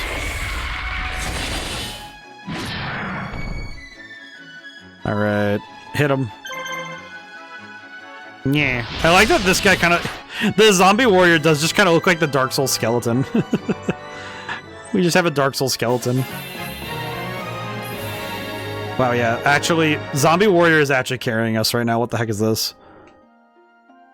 I am genuinely flabbergasted that this guy is the one carrying us right now. Okay, can I just take the fort back with Yugi right now? Here, let's send up. Alrighty. Let's see. Wafu was liberated. Send Simon back up here. I guess what we could do is have both of them go up and deal with the fort, maybe? Actually, that probably would be the smart decision, huh? Wait, is there another thing over here? What is this? Oh, this is the town we started in, that's right. I think it is.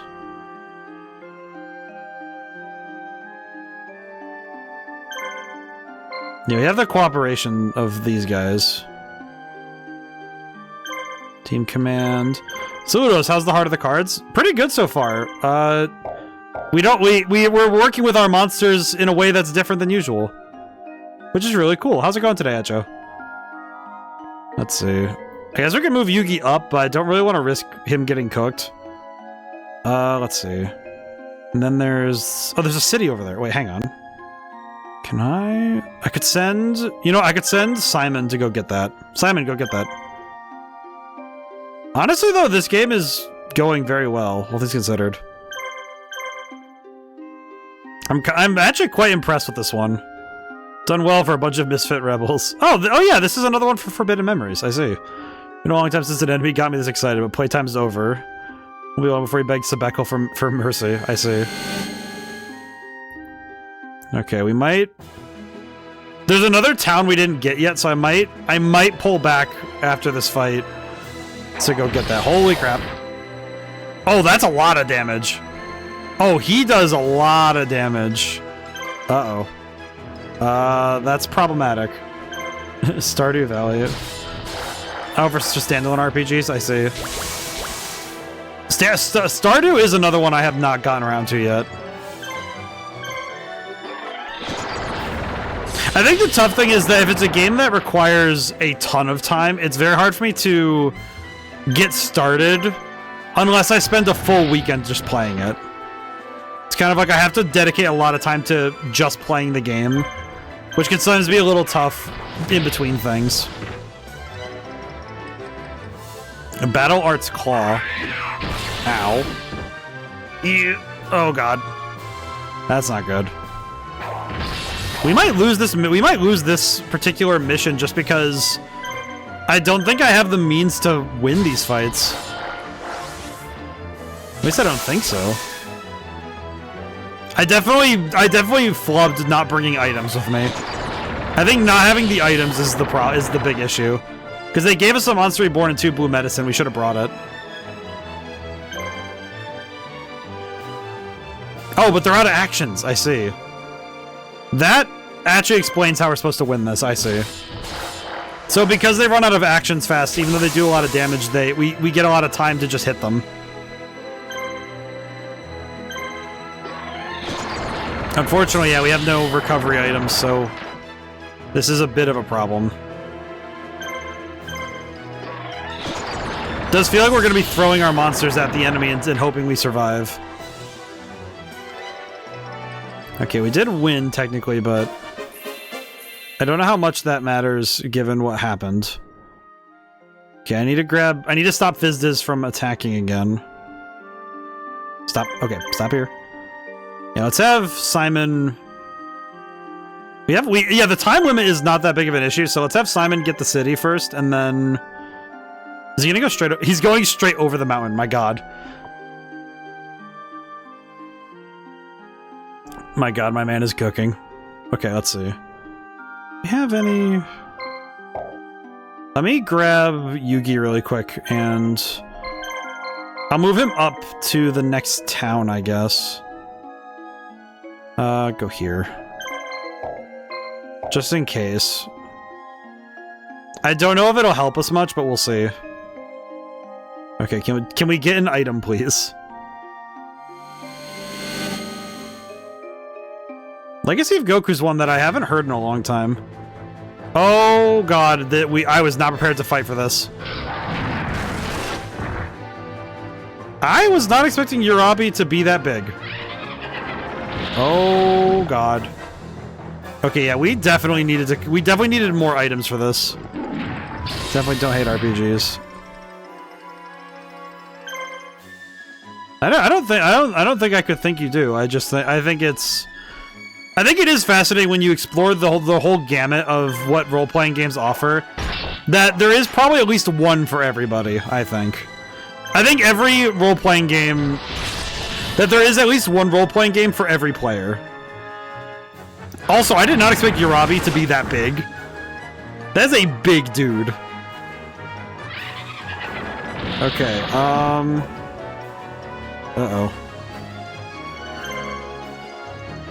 I feel like I should reset this entire area because I feel like we've lost already in a weird way. Also, I hope we're way past the hour mark. Hope everyone's doing well this week so far. I've been working really hard, and I'm very proud of the work I've gotten done so far. And I'm happy that things are going well, but I'm curious. I'm curious what else I can get done in the future.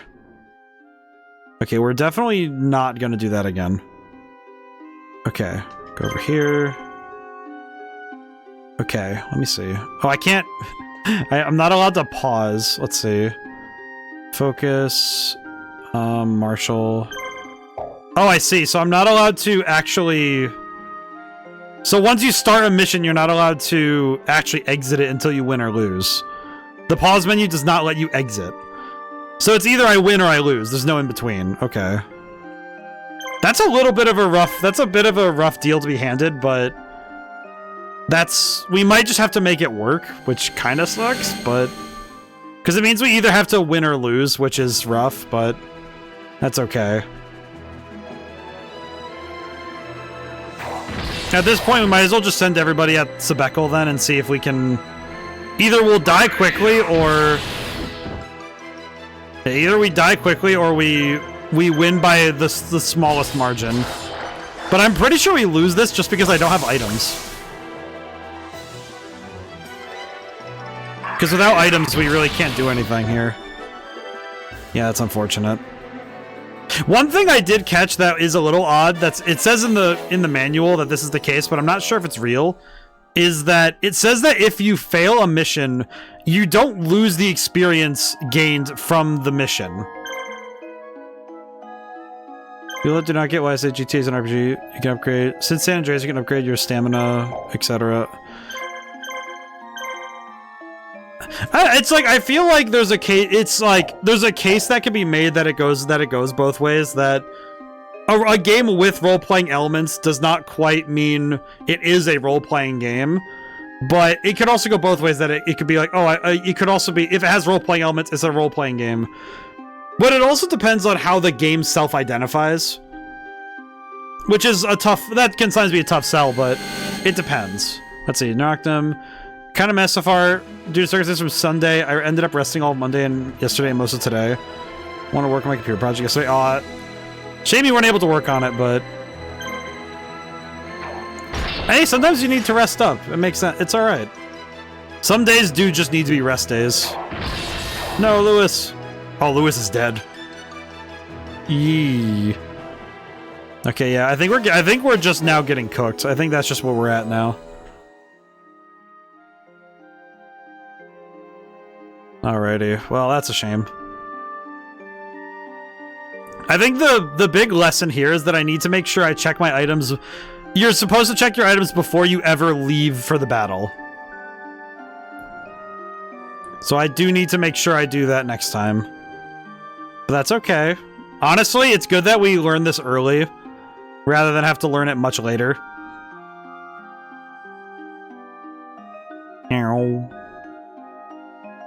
Alright, I think we're just gonna lose this fight, frankly. I think we just lose this one, but we'll see. There's the slim chance that Feral Imp and Karibo can do it, but we'll see. Alrighty, gentlemen, let's go.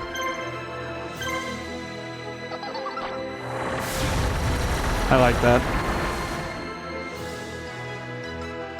But I think the case could be made either way for Grand Theft Auto to be an RPG. I think it really depends on personal reflection. Because, like, on the one end, I could see somebody really just being, like, very strict about what defines a role-playing game, but I could also see it being... I personally see it being, like, a role-playing game in so much that it is... You do take on the role of a character in a world. So I can see it. I see the vision. Alrighty, we got cooked. And that's fine. Honestly, I feel like getting a game over this early is good, because it means that we do actually get to understand that, hey, this game is really gonna be a little tougher. Forces are falling apart, we can't keep fighting. Oof. Alrighty. Here of the Empire. Alright, assemble team. Alrighty. Edit. Alright, did our levels get reset? They did! Okay, so levels do not get carried over.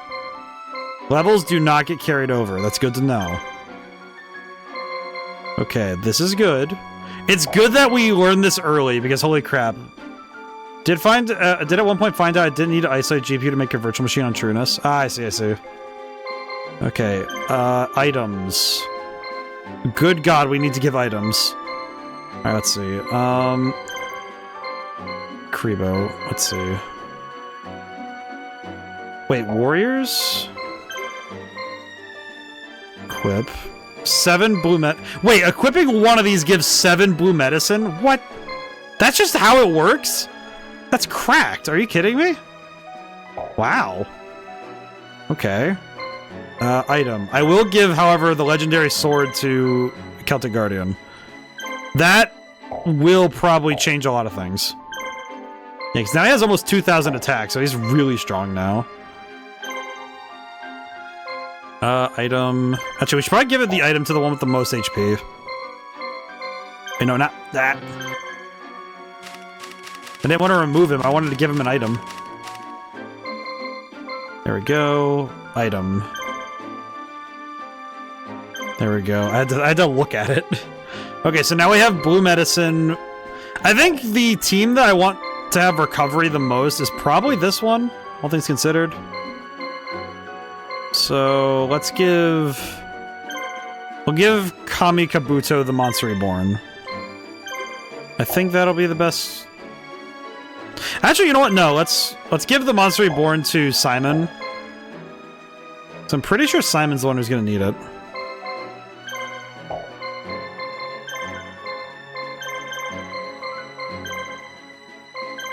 Okay, so now we have items. I think items are the thing that was the most important factor we didn't have available to us in this particular mission. So now we should be good. I hope so. Whew. Alright, so we saw this scene earlier. We gotta go to the fort. Alrighty, here we go. We got a free Ashutan. Let's see, command. We'll send out Yugi to the... We'll send Yugi to the fort. I think it worked out last time to send these guys out to the particular towns that they went to. I think I want to avoid Simon running into the enemy from here. I want him to avoid that. Because it'll conserve his stamina.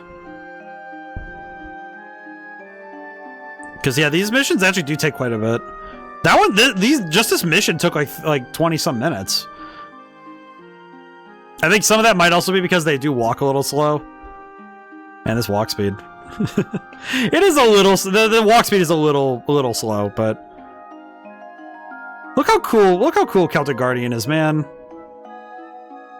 Man, what a cool guy. I like him. That is one thing I think old Yu-Gi-Oh! Had a little bit more so than modern Yu-Gi-Oh! And this might be a hot take, but I think old school Yu-Gi-Oh! Monsters look better. And I don't think it's just dual monsters, as in like the... Prior to GX, I think it's that... I think Yu-Gi-Oh! Monsters' aesthetic peaked in... You know what, I'll be generous and say 5Ds was kind of when Yu-Gi-Oh! Monsters still looked really good. To my mind. I think past that point, I think a lot of them start to get less consistent. Not that they look bad, not that they all look bad past that point, it's more like they get less consistent over time. And I think that's where it's a little bit weird. Because I think this style being so consistent at this point in time, it makes all the monsters feel cool, not just the set piece ones. Because I think that's something that it started in GX and then started to get worse every generation, where you'd end up with what like I said, the set piece monsters, where you have these really important monsters that look really good, and then everything else kind of just looks not bad, but just okay. Which I think is a little bit damning, all things considered.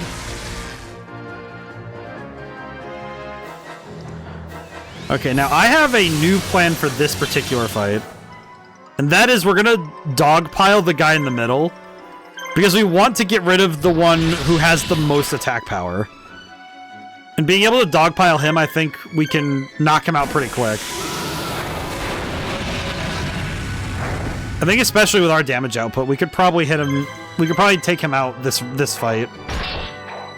I do appreciate that it takes more than one fight to actually take down an opponent.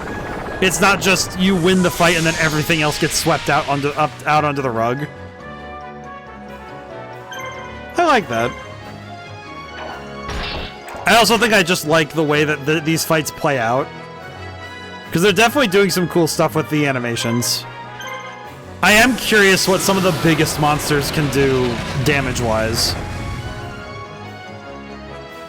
The one I'm thinking of right now is... I'd like to see what Barrel Dragon actually looks like in this game. Because I think Barrel Dragon's probably going to look really neat. At least I hope so. I'm pretty confident it'll be good, but I want to be patient and wait and see. Okay, then we'll start attacking the Medusa. Head to bed, gotta pass many hours because blood work requires fasting. Ah, I see. Well, I hope that your blood work results come back well. I hope that things go well. And I hope you get a lot of good sleep. Thank you for stopping in, Victor. I do appreciate getting to see you. I hope that you have good dreams of many things. Thank you for the lurk. Man, we are cooking. Now we're cooking. Now we have some gas in the tank. Alrighty. And Blackline Fire Dragon leveling up is huge. He got plus 50 attack from one level up. That's huge. I also like that the star system is used to determine attack number, but you can increase the stars by leveling up the Marshal. I am noticing this game has a fair number of typos, but at this point, typos in games like this don't bother me too much. Just because I don't find them as painful, just because I know that this game was working under specific circumstances. A lot of older games that were being brought in from Japan had the same issues, where the inconsistency of translations could cause problems. And that happens.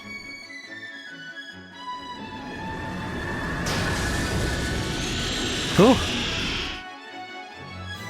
I do feel like this game is going to end up slanting what I think of certain monsters in Yu-Gi-Oh! Because it's the same thing with Pokemon, where my favorite Pokemon actually does change with every game I play. Not like my absolute favorites, like my absolute number ones move all that much, but what I mean is that the Pokemon that I use in parties and the Pokemon I actually spend time playing with in a team tend to be... They actually rise up and down in my mind in terms of how much I like them, because I form emotional bonds to the Pokemon, you know? Because if you sit there playing a game for 60 hours, and you have this particular team that you always sit with, you're going to inevitably start to have some fondness for the Pokemon you brought with you. And I think that's true of every RPG, though, where you'll start to have that same level of fondness for different characters, you know? Like, I would say one of the examples I can go off the top of my head is when I played Persona. That, after a certain point, you just start liking certain party members more. Because they become very ingrained to the character, to, like, your playstyle, right?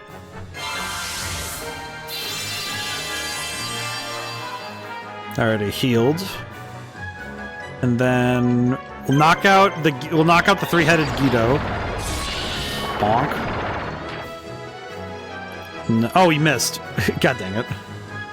Well, that sucks now, don't it? At least we healed, though. That's kind of the important thing. We healed. Nice. Alrighty. But I think this game is a bit... It's slow-paced, but I think that's to its benefit. That you can take combat at your pace, and the timer isn't so drastic right now. I imagine in later missions it will be faster, and that will be a problem later. But I think for right now, the fact that it's taking its time is good. I think the fact alone that we get to enjoy a little bit of slowing it down a little, that is really nice. Because it especially gives us time to work on our characters and what they're doing.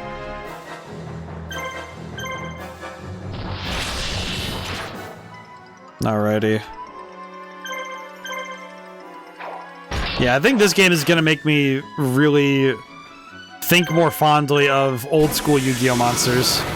I think especially the way that this game is handling normal monsters and making them into characters that we get to care about, that does help a lot. It is, I think that is the thing with, that is the difficult component of role-playing games that actually sometimes can backfire on games that don't put personality into their characters. Is that you end up with less compassion. I guess the one I can think of is, that's kind of why Pal World really just didn't do it for me, was that I like to form emotional bonds with the creatures that I gather are with me. And the fact that the game treated all pals as tools and weapons, it just didn't sit with me. It just didn't feel like it really resonated with me as a player.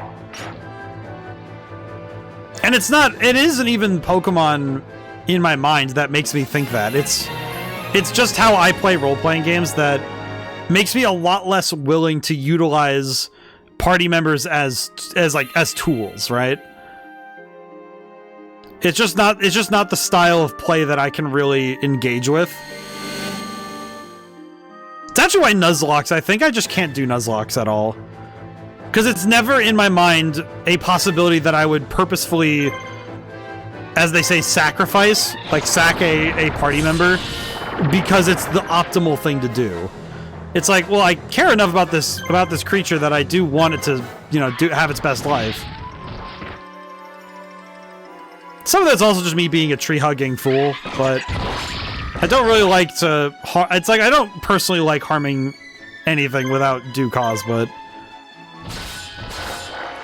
I think with Nuzlocke, it just feels like I don't think I could... I would be way too cautious trying to protect my team rather than trying to win the fights. And that could end up... That hesitation would end up costing me runs, I'm sure.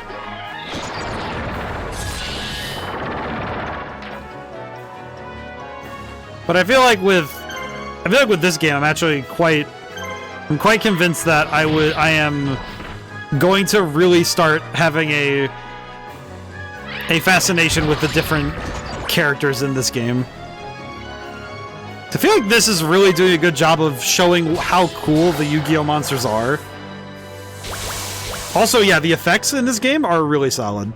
For this era, like, I say for this era a lot often, but it's important that I note that this game... Wait, let's see. When did this game come out? It's on the box. Let me see. Apologies for shaking stuff. 2001. Yeah, this would have been like... This is like early GameCube era, so yeah. This is pretty like... This is also for the GameCube, yeah. Wonder if it got ported, but it's like... This is pretty early in the age of 3D graphics where they were really starting to get their stride. And I think that's awesome. Because they're doing some really cool stuff with this game. And I feel like that's the sort of stuff that really makes a game special, you know? It's this sort of love and attention that makes a game feel like it's going to become a core memory. I think especially like, I imagine somebody played this game as a kid and was like blown away by seeing 3D models of all their favorite characters, you know? Whether they watched the anime or they played the card game. God, I can only imagine. I played the card game a lot as a kid, so... And I did watch Duel Monsters a little. I didn't watch the anime all that much. But I did catch some episodes of both Duel Monsters and GX. At different points in time. Let's see. Attack. I feel like the tactic with this one is I need to go for... I feel like I need to knock out the flying one. I think he's the target to go. Because his defenses aren't super high either, so we could probably just knock him right out.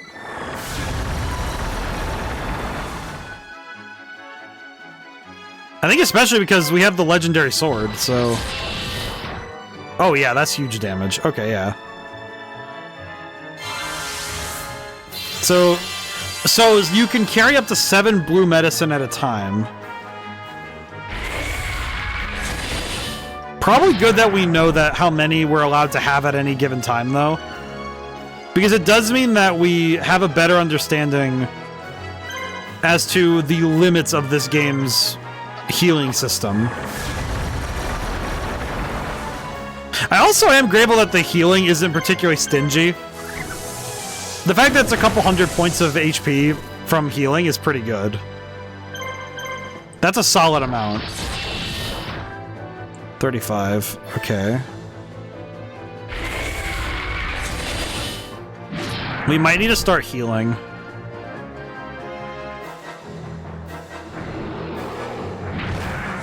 Oh yeah, we're gonna need to heal Celtic Guardian. I think on Karibo's next turn I can heal him, I think. Ow. Alrighty. Item blue medicine. Yeah, I think the main goal is we don't want to lose any Metabot. I know that I have a friend named Kuro who talks about Metabot a lot. I definitely need to check that out again because I feel like I know Metabots. I own some of the toys, and I have seen an episode of the anime because I think it showed up. This is a weird poll, and it's gonna sound weirdly specific. When I used to visit grandparents in Virginia, Digimon, Metabot, and I think there's one other anime. I don't even remember the name of it. Started dreaming about RPGs. I feel that. I feel that. But I just realized, I know I've seen Metabot, and I've seen the thing I'm thinking about with the Digimon stuff is that I thought about the Digimon movie. Because I know the Digimon movie was on TV and I watched it. But Metabots... I know I have some of the toys. I used to have an action figure of the... It's the yellow one with the, like, the bee... Like, the bee's antenna. I remember that one. Okay, I think Yugi might need some assistance. So let me... Team command. Let me send... God dang it. I'm trying to send Simon. Okay. Well, that's fine because I feel like these three are going to win this fight, so we can just... This is fine.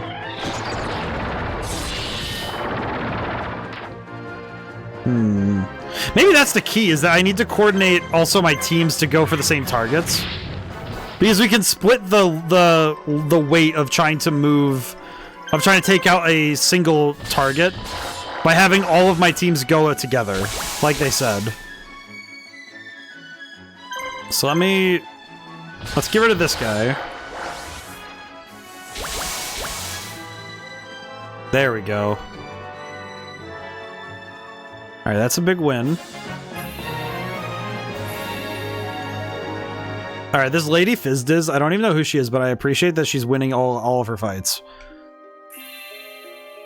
A magic sword. God. I did not even get the chance. We definitely need to go stop this. We need to stop this. Okay, attack. We'll attack. The main goal still is to take out... We need to take out all the characters that are problematic in a row. The tough thing is I want to get rid of the guy who has the healing items, but we don't have the means to get rid of him before anyone else. Because he can just heal himself anyway, so it's kind of a waste. Oh, he's at 5, really? Oh, dude, that's such an annoying number to get left at. Alrighty. We are going to need to heal Celtic Guardian, though, unfortunately. We are going to have to take turns to heal, but that's fine.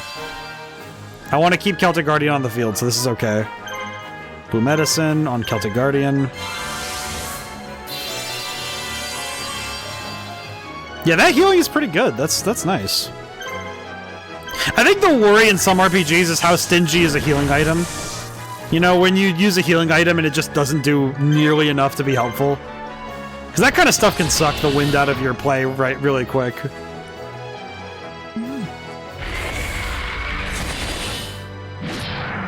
Unfortunately, the embodiment of Apophis is the strongest one on the field. So we don't have a lot of choice when it comes to target right now. We could just go for the embodiment and try to knock him out, but I think his HP pool is a little too high.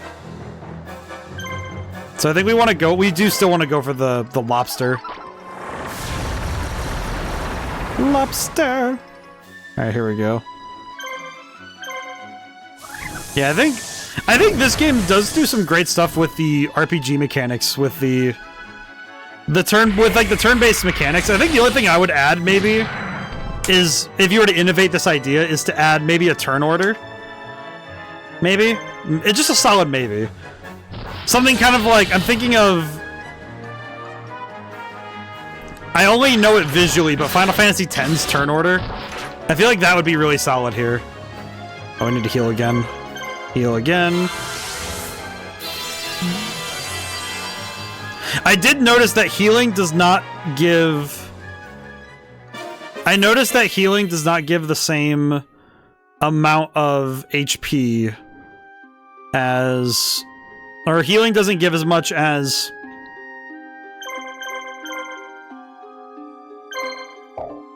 It doesn't give as much experience, so...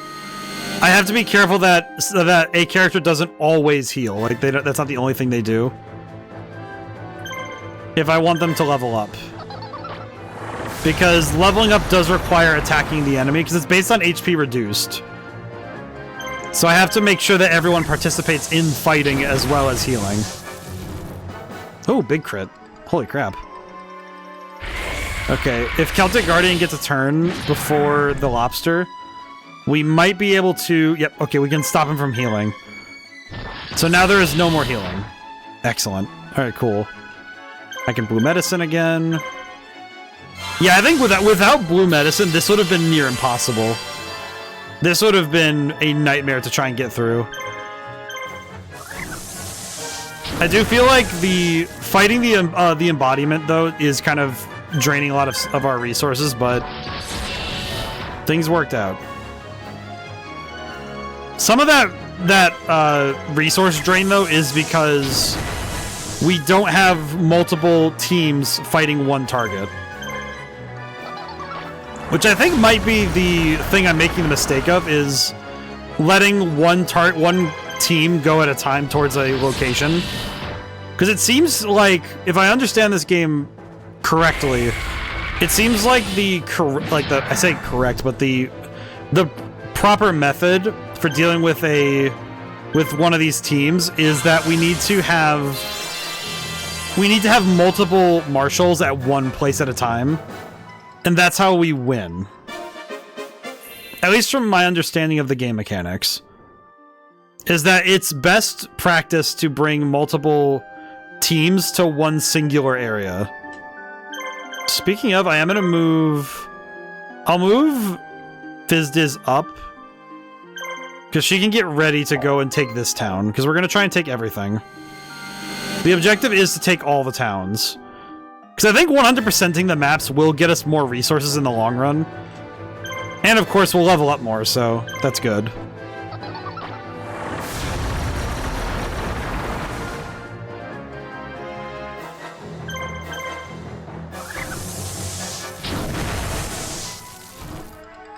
It also seems like critical hits do maybe double damage? I'm not 100% sure. Let's see. How about we defend and defend? He's waiting. Okay. It seems like the AI just kind of stopped giving a crap about existing. So now we can land the knockout. And this will level up Karibo. If he knocks out Apophis, we do get a... Yep, he gets a bonus. So now Karibo gets a bonus. So that's cool. Nice. Yeah, I think Karibo might be the one we replace next if we get another creature. But that's okay. Let's move Simon... Here. Alrighty. And then we'll move Yugi. Team command up. Yeah, we're not going to be really worried about... We don't necessarily need to worry about anything else right now because we have all the towns. It seems like we're good. Alrighty, let's see. Kind of cool we could watch them actually just moving around on the map.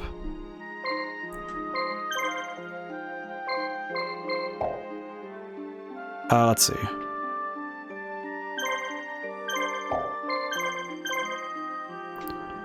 Move Simon up. We don't really need the equipment because the equipment doesn't really help us right now. I probably could have gotten equipment for this town to help out with the anti-air, but it didn't seem like the anti-air did a whole lot, so I'm not that concerned with it. It's probably one of those things that's important for future battles, but not right now. So we can wait on that. Alright, and then we'll wait until all 3 teams arrive at the... Oh, that's weird. Okay, so okay, that's actually good to know. If a character runs directly into... So if a character runs directly into a town or other place they can fortify, they will automatically stop in it. Okay. That makes sense, but it also is a little strange, because that means that they'll just randomly stop doing anything. Which could be difficult if I forget where somebody is. That could be a problem. Okay, so what we could do is have these two start the fight, maybe? Once Yugi gets here. Yeah, we'll let all 3 teams take out this one. It seems like the best method is to have all the teams go together. God, these mountains. These look like something I would have modeled in Unity using the terrain demorph functions. Man. Takes me back to college days, though, huh? This is the kind of thing that nowadays I imagine somebody could rather easily make and optimize down to the finest detail. Alrighty, let's have Fizdiz go first. And then we'll do this, and then we'll do this. Alright, cool. So now all 3 are gonna go in and start fighting one at a time. So this should allow us the chance to spread out the damage and deal with the enemy in record time. Let's see. We'll start with getting rid of the weakest one. I think going for the lowest HP is probably the best policy right now. I think the key in any role-playing game is to identify the target of choice and make sure that you start taking them out accordingly. Basically, you want to always be either fortifying your position or removing the opponent's actions. I think this game's really got the action economy thing to a T, where you absolutely have to be putting down your opponent's actions as much as you can.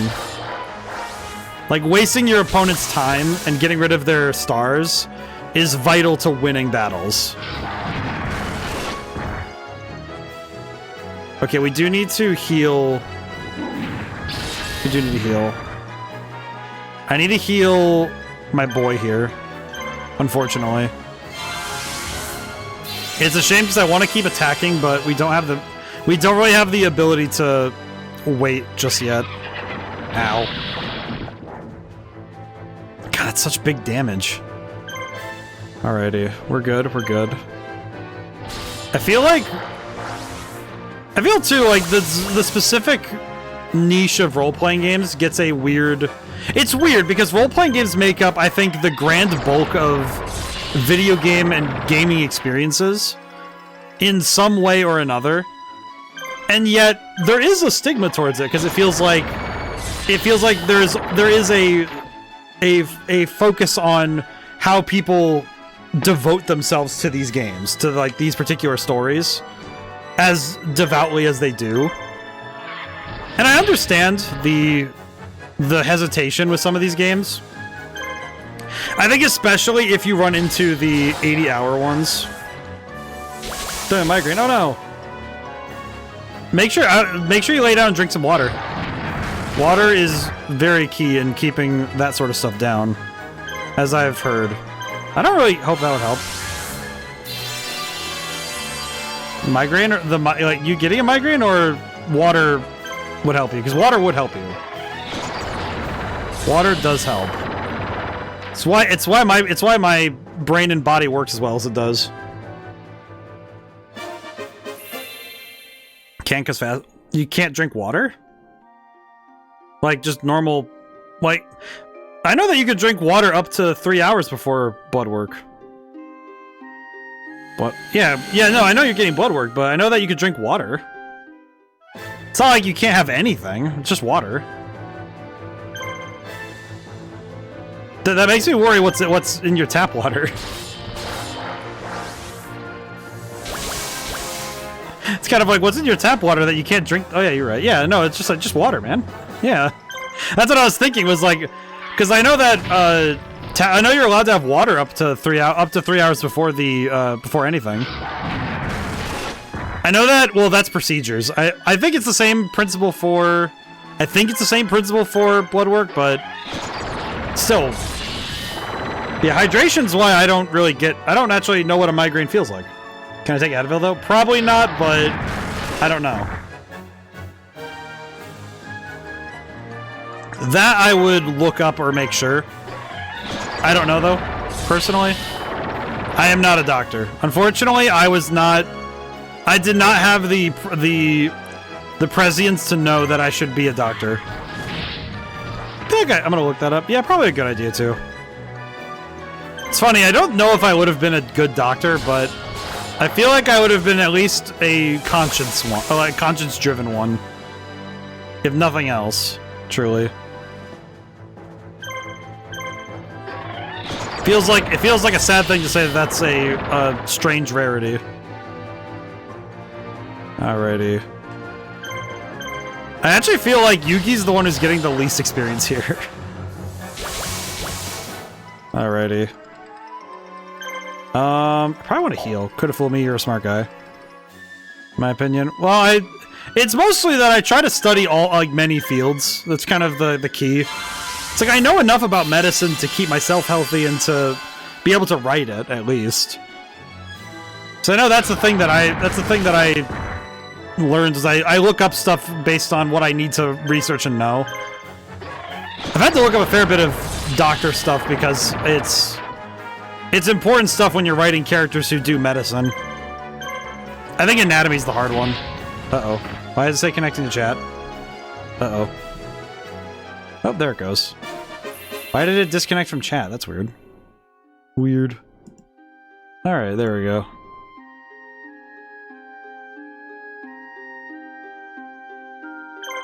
Okay, now Yugi's in the fight. Okay. Alright, am I still good? Am I still connected? I saw that my connection to chat got disrupted for a second there. Which is a little weird. Hope everything's good. But yeah, I do think that... I feel like the key with any storytelling, game dev stuff... Am I good? Is connection good? Are we lost? Did we die?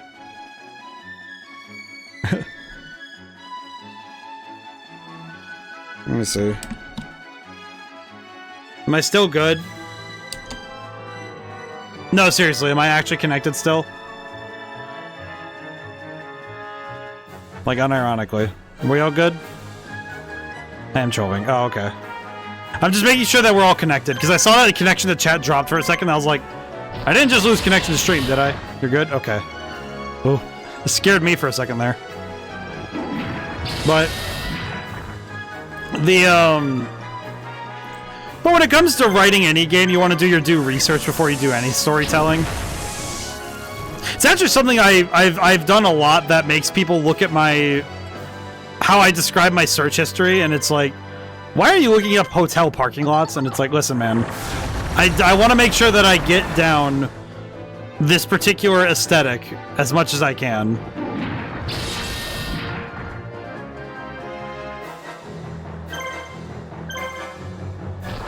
Because you don't... If you're going to have a setting, you want to make sure your setting is accurate. Even if you're making a setting that is your setting, You want it to be accurate and authentic. You don't want it to just be thrown together.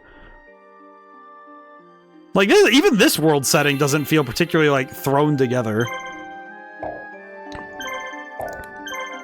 Okay, let's send the teams... Okay. We'll gather the teams outside of the fort. And then, once they're all in position...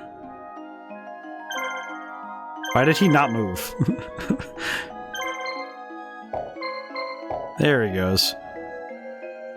It's funny how weird the movement can sometimes feel. Alright, there we go. I do appreciate that they stop when you try to give commands, but it is also a little strange that they stop when you give them commands. Alrighty. And now that all the teams are here, we can have them all move in simultaneously. And we should be able to... We can challenge it as a unit. We'll move Yugi first, then Simon, then Vizdas. Alright, there we go. And Simon made it there first. Oh no, Yugi did. Okay, cool. Alrighty. Now you just have to win.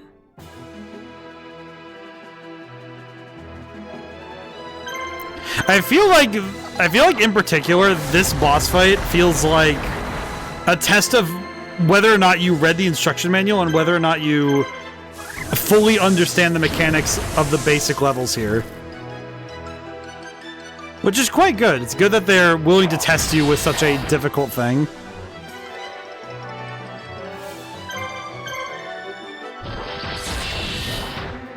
Because yeah, this is definitely a fight that could really body somebody if you're not being careful.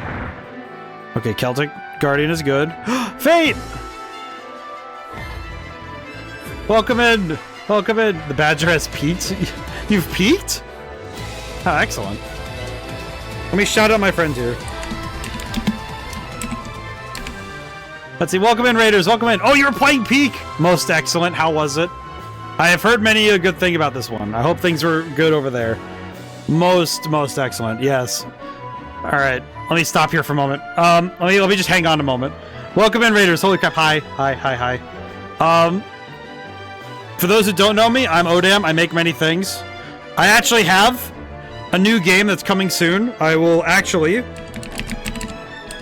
Probably good that I make sure this command works properly. Yeah, that's why I climbed a mountain and stuffed mushrooms in my face. That's most excellent. Let me see if this command works properly. It does! My new horror game has the Steam page now. So now people can wishlist it, so that's cool. I will throw it immediately. I am very excited about this one. But yeah, I hope everyone had a lot of fun with Peak. Sounds like it was a good time. For those joining in, we're currently playing Yu-Gi-Oh! The Falsebound Kingdom, which is it's a turn-based RPG using the monsters from Yu-Gi-Oh! Duel Monsters. So it's really different. And also very cool. I'm very down for this right now. And we've been playing it. We're not that far in. And this has been absolute peak, in my opinion. It is very goddamn cool. So I hope you guys will stick around and check this out, because this is really cool. And it's a weird piece of history, because I don't think I've ever seen this game. And it's really neat. It's got some cool stuff going on. Lol Peak. It's really good. The peak is good. The peak is peak, as they say. Ow. I should probably be defending. I should probably block more. This is bad. Uh-oh. Okay, we're good. We're just barely alive. This is good. This is fine. We're just barely alive. It's good. Or at least Celtic Guardian is. It's fine. Yeah, but we have been... We're currently... I'm gonna go stuff some food in the air fryer because I promised Chad I would get food after stream. Well, that's probably a wise decision. If you really need to eat, you should probably eat. But thank you so much for stopping in with the raid, and thank you for trusting me with your community. I appreciate you greatly. Greatly. I'm a writer. I feel like the way I speak English does not imply that I am an author or even a writer of any sort. Given that for some reason, my speech patterns imply that I am very silly. I am silly. I am the silly type. Alright. But yeah, we actually level up our monsters and we get them stronger. This game has been absolutely outstanding, I'll be honest.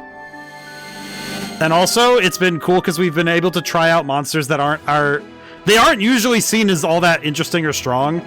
So seeing them in a context where they get to really ball out is really cool. Okay, I am actually going to heal Penguin Soldier before he dies. I do not want my boy dying before he gets to throw hands. Alrighty. Attack. We'll try and get rid of... We're gonna try and get rid of the Armored Lizard. I do wonder where all these when these models were made in the lifespan of this game, because, man, these models, I do like them a lot. But I do wonder what their era was. I also just realized they're doing shadows. Are these are real-time shadows, yeah? It's only one direction, but that's really...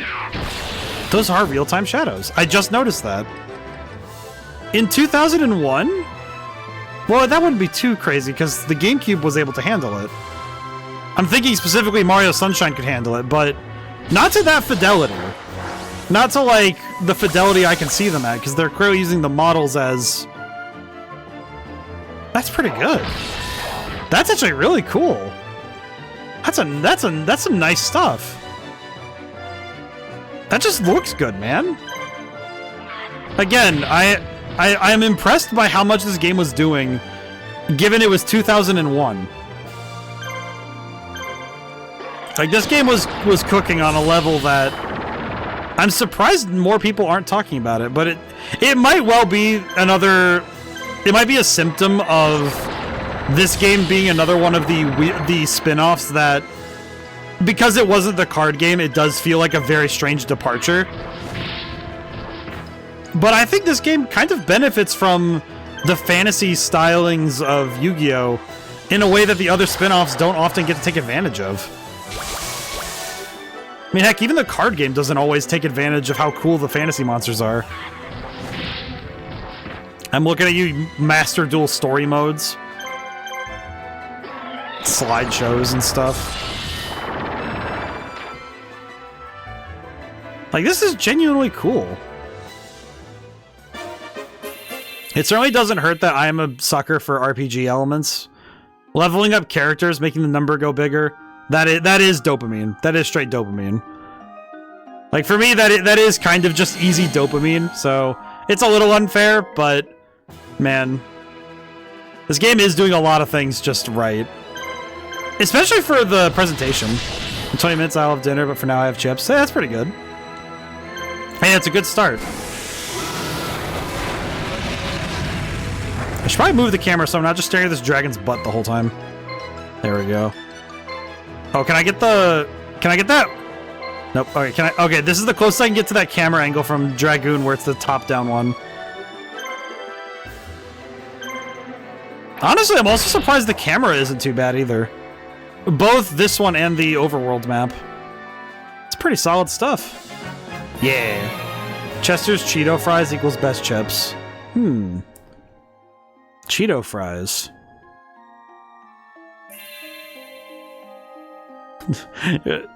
This guy's like, you'll pay for that. I'm gonna let you live, but not now. Alright, see you later, Sebekel. Oh, hey, it's Tristan. Basically eating spicy air. Oh, Tristan, what are you doing? You're trapped in the game just like you, I guess. Joe and the others are here too. I was just with them a little while ago. Kaiba is working for the Empire. After losing to him, we felt it was safer to split up. Kaiba. Yeah, I'm not sure why everybody is. Came to the island to organize my own resistance army. Interesting. Should have known you were leading the resistance. That's the role I was given. Where's everyone else? They all separated, went underground to gather followers for the resistance. They're still on the mainland trying to gather support and form new units. Alright, cool. So, we have formed up with Tristan. Any soldiers. Good to have a familiar face on my team. Alright, cool. So now we have another marshal. Red medicine! Spicy air sounds good, though. I know that I think my favorite chips... I like corn chips myself. I like the... I'm a big fan of the Mexican-style chips. I will gladly eat corn chips by the bag. That is my favorite. I think it's mainly because I like the things that don't get my hands all dirty. I'm really... Alright, this is one thing I have noticed. I'm very weird about my hands being dirty. And a lot of it is just because I don't like the concept of touching controllers with dirty hands. You know? Like the whole Dorito dust on your Xbox controller thing always made me cringe. Because I knew people who would do that, unironically, and it made me want to, like, throw their controller into the sun. It just... Ugh. And I like something that I can clean easily off my hands. Maybe that's what it is. But it also tastes good. The southern farm's free. The resistance now controls the western half of Vaxi Island. But Capulia, ruler of Sugat, has reestablished order to the island capital and plans to subdue the resistance. Okay. Trusted Marshal Granis, in charge of a large force and dispatchment to the west. Granis' enormous army is moving steadily west to the central way, heading straight for Makad. I see. So we have to go there now. Only 2 fingies are allowed to touch the chips, so those fingers don't touch my keyboard or mouse. That's fair. That's fair and reasonable. I'm gonna snooze ads for a little bit because we don't need that right now. Honestly, that is reasonable. The resistance will suffer severe casualties if we try to fight them head on. Do you have any suggestions, Simon? I know I misread that wrong, and now it's gonna haunt me for the rest of the night. I know. It just occurred to me how I pronounced that one, and now my brain is like, don't focus on it. Don't focus on it. Like crunching my face like Kermit. Reading is hard. It's like Shimon, Simon. I'm trying to remind myself to call him Simon because he's just Simon. But why is he... Also, I didn't notice. Why did they spell Simon with an H? It's a silent H and they go Shimon. Is it Shimon? Maybe it's just Shimon. It's like... you have to say SH every time. The Imperial forces don't consider us a serious threat yet and are not being as cautious as they should. Therein lies the opportunity. What do you mean? There's a fort along the central way, and the enemy plans to move its main force there on its way to Sugat. The fort is completely empty right now. We might be able to spring a trap on them there. Attack them with fire. Get started on the preparations immediately. Yeah, my brain... I think most of it's just because of how I read. Oh god, that's it. Wait, what's his starting team? Let me see. What does he have? Yo, he has Gazelle! Oh, that's cool. Alright, let's see. Let's give him... Blue medicine. Item. Cannot give the legendary sword. Oh, I could give him the legendary sword. Okay. Yeah, sure. Might as well. Yeah, so each character can get 3...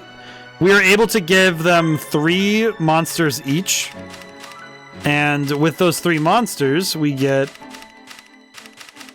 have team composition, which is, I think, kind of silly, but also very good. So now we have 4 party members. Should probably look through my... Do we have any that would be better fits for Tristan?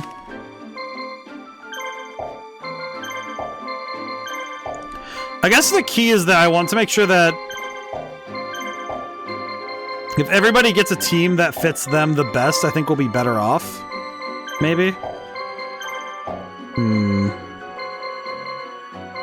Also, I guess the key with this game that's also just really fascinating to me is that we do also actually have the most insane thing going on here that's 150 monsters to choose from. We only get so many right now, but... Okay. I might want to move Beaver Warrior to Tristan, because Tristan is a blue type character. Because we could give Simon Dark Soul... We could give Simon Giant Soldier of Stone. That might be better. Yeah, let's do that. Let me go to items. We'll remove these for right now. We'll remove that, and then we'll go here. Yeah, we'll swap over Giant Soldier Stone for Beaver Warrior. Items. Okay, so you have the blue medicine. We're good there. Edit. Yeah, we're going to need to be careful, though, because that does mean that Simon's going to be weaker than earlier. So we're going to need to be careful.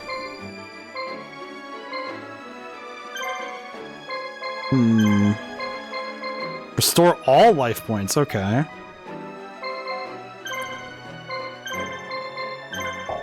think I want to give the red medicine then to Fizdiz. I will say, I don't know who this lady is, but I do like her design. She looks very pretty. I do like her a lot. She kind of reminds me of Zhui Yi from Honkai Star Rail a little bit. Just a little bit. Like, it's not the most direct comparison, but it reminds me of her a lot for some reason. Let's do blue medicine. We're going to need to carry a lot of extra items if we're going to win. Okay, real talk, I might want to... I feel like I might need to swap...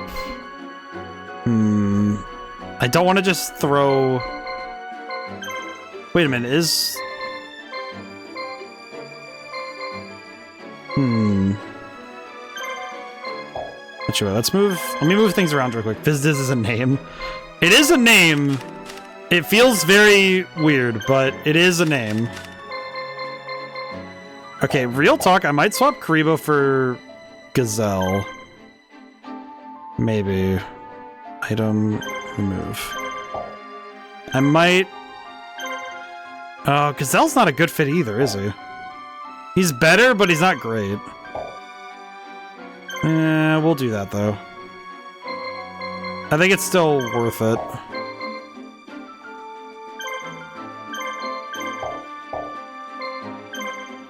Alrighty. That does mean that we're giving Tristan Karibo. Oh, but because he's blue, though, he is closer, so that's fine. He's also higher level anyway, so that's fine. Alrighty. Yeah, it is. I feel like it's one of those names that feels very silly, but honestly, I'm kind of used to Yu-Gi-Oh names being a little weird.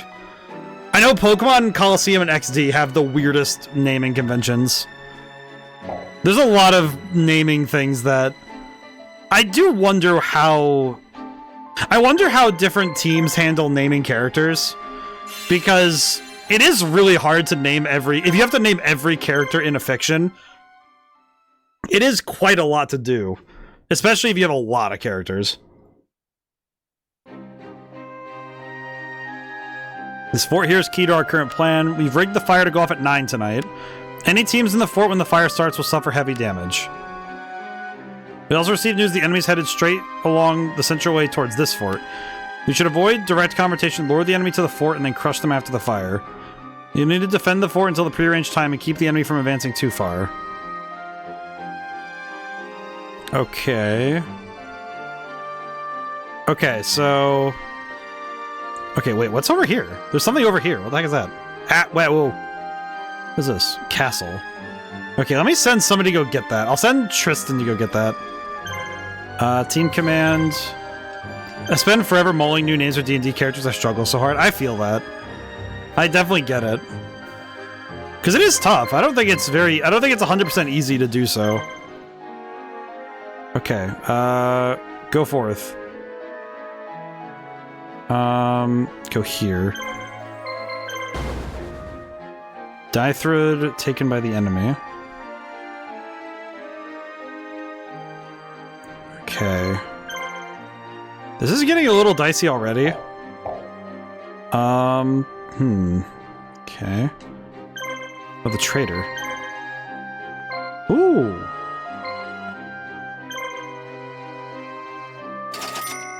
I should buy as many items as I can.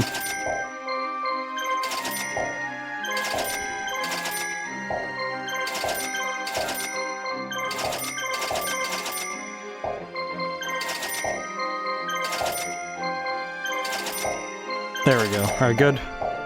Where's D&D cares a fire genasi named Scoria, you know, after the lava rock.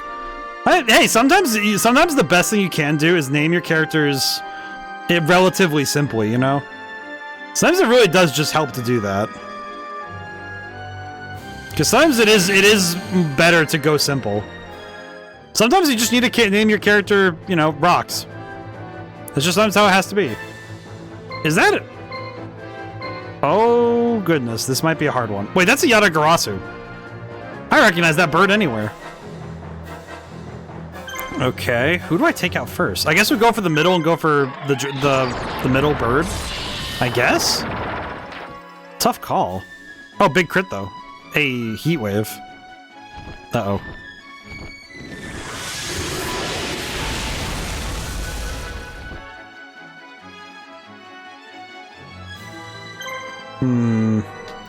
I guess I'll just go one at a time. Head of Warforged Wild Magic Barbarian named Wild. But what was the meaning to you besides just naming him Wild, you know? Like, there's probably more to it than just, here's the name, it's Wild because Wild Magic. Oh my god, why? Why does it think fire like... Oh god, it gets multiple turns. Stop electrocuting the crabs. Sky High Assault? Why is this enemy team so sauced? What is up with this? Why? Why is this enemy team so sauced? They have so much going on. Why? Okay, I should probably heal Crab. I'm gonna be responsible and heal. I mean, he was a gladiator. It's more or less his gladiator name since he was never named. That's what he used. That's pretty good. See, that's the thing. Is like when you name a character, there is implicit storytelling in the name. There is characterization and storytelling done in the name just by the virtue of naming a character. You have given them more story than just simply here's a random name. There's a lot that goes into a name. Ow. Oh my god, that's big damage. Holy crap. Okay, heal the heck up. Do not die. Penguin Soldier got annihilated. Okay. I can't use the item more than once, I see. Alright, we'll try and knock out the... We'll try and go for knockouts, but holy crap, that's gonna be rough. Yee. Uh-oh. Okay, Fizdiz is gonna need to back up because that is a lot of damage. That's a lot of damage we just cannot take. Yee. Especially given that the Imp and the Crab they are not doing good. We did lose that fight, but we did also get a fair bit of experience. That's good. Also, how do I know what time it is? Just occurred to me, how do I know what time it is? Actually, yeah, how do I... Enemies... Nordson... Man, that is a name that is hard... Pagtuon. I don't want to pronounce it with a PH. I am not pronouncing that with a PH. I am gonna get deleted if I say that word. That is not a word I'm allowed to say out loud. You can't... Why? Why did they spell it like that? Orb in the top right is probably the clock.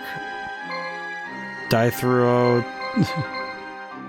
Probably. So how... Okay, let's see. Did they all go into the fort? Okay, well we got that one, so that's good. So we can call Tristan... Whoa. Whoa.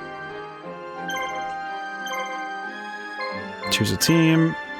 Alright, so we captured the fort, so that's good.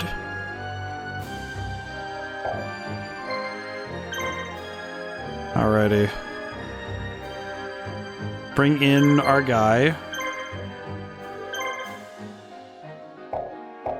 There we go. Okay, so I think all of the enemy units are inside the fort right now, I think. I think they're all in there. I could probably farm a little experience by just attacking a little bit. I could probably get a little bit more experience if I move in a little. I think. Yeah, you have a whole meter telling you what time limit you have. Yeah. Well, it's like I didn't know if that clock was literal. Like I didn't know if it actually was 9 p.m. or if it would tell me directly 9 p.m. So I guess that's what I wasn't 100% sure on. It's good that I double checked, but I wanted to make clear. Just because it does make logical sense. That's what it is, but it's just I just wanted to make sure, you know, because it's the kind of thing that I feel like I would inadvertently not be 100% sure on. Okay, we'll say I like Gazelle's model a lot. Ow. I'm liking Gazelle's model a fair bit.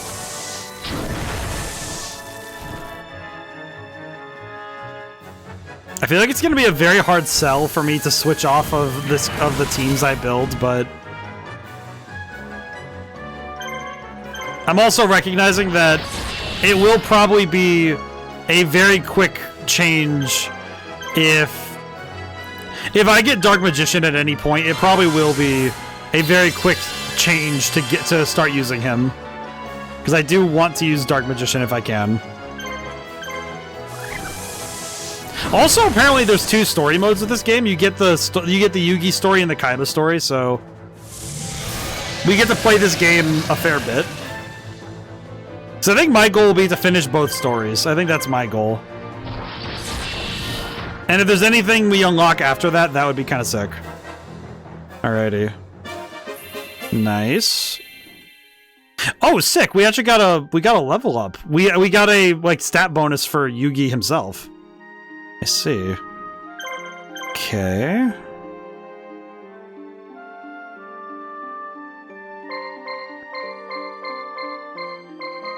Oh yeah, there are so many enemies inside of that castle. I understand. Okay, let me move. I think what I want to do is move all my units to be on the front side of the road, I think. Like on this side, rather. I think. I'm not 100%. Alrighty, it's almost 9, which means we're getting closer. The tough thing is I don't want to just sit and wait, you know? Like, it did seem like I can... Let's see, which one is which? Alright, let's have Tristan go in and make a move. We're gonna have fun. Well, thank you for stopping in! And thank you so much for the raid. I'm always happy to see my friends. Man. Makes me happy. Oh. This game is really sick, though. I feel like this is the kind of game that... It's one of those games that I feel like I could recommend to a lot of people. Because I do know a lot of people, both, you know, like close friends and also like streaming buddies, that I feel like would actually have a fun time with this one. And that's not even like a, oh, it's like me trying to sell it. It's like I feel like a lot of people would have fun with this one. Just on the basis alone that it is just a cool game. Okay. And there's still like 4 soldiers in the fort, yeah? Yes, there is. Okay. Okay, so I probably have one more battle before... I think before... I could probably do one more fight before the fort is going to... Actually, wait, no. The fort's gonna explode anyway, so we'll just wait. We'll wait. We'll be patient as best we can. Alrighty. This does remind me a little bit of playing Age of Empires. You know, that real-time strategy feel. Alright, Alright, there it is, 9 PM. Okay. It's almost time. Ooh. Alrighty. We lit them on fire. Teams of the fort are taking heavy damage. Okay, so... Now if I move in, we can take the fort? Maybe? Is it on fire, or is it just like a... Let's see. Alright, no, we're back out here. What is that middle guy? Oh my god, I just saw how much HP that dude lost.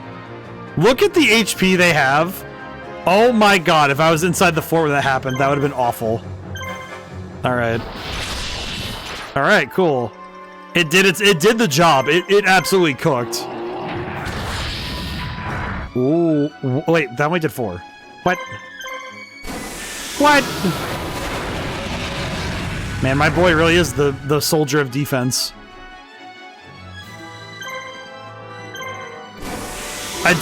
Giant Soldier Stone looks so freaking good. Look at him.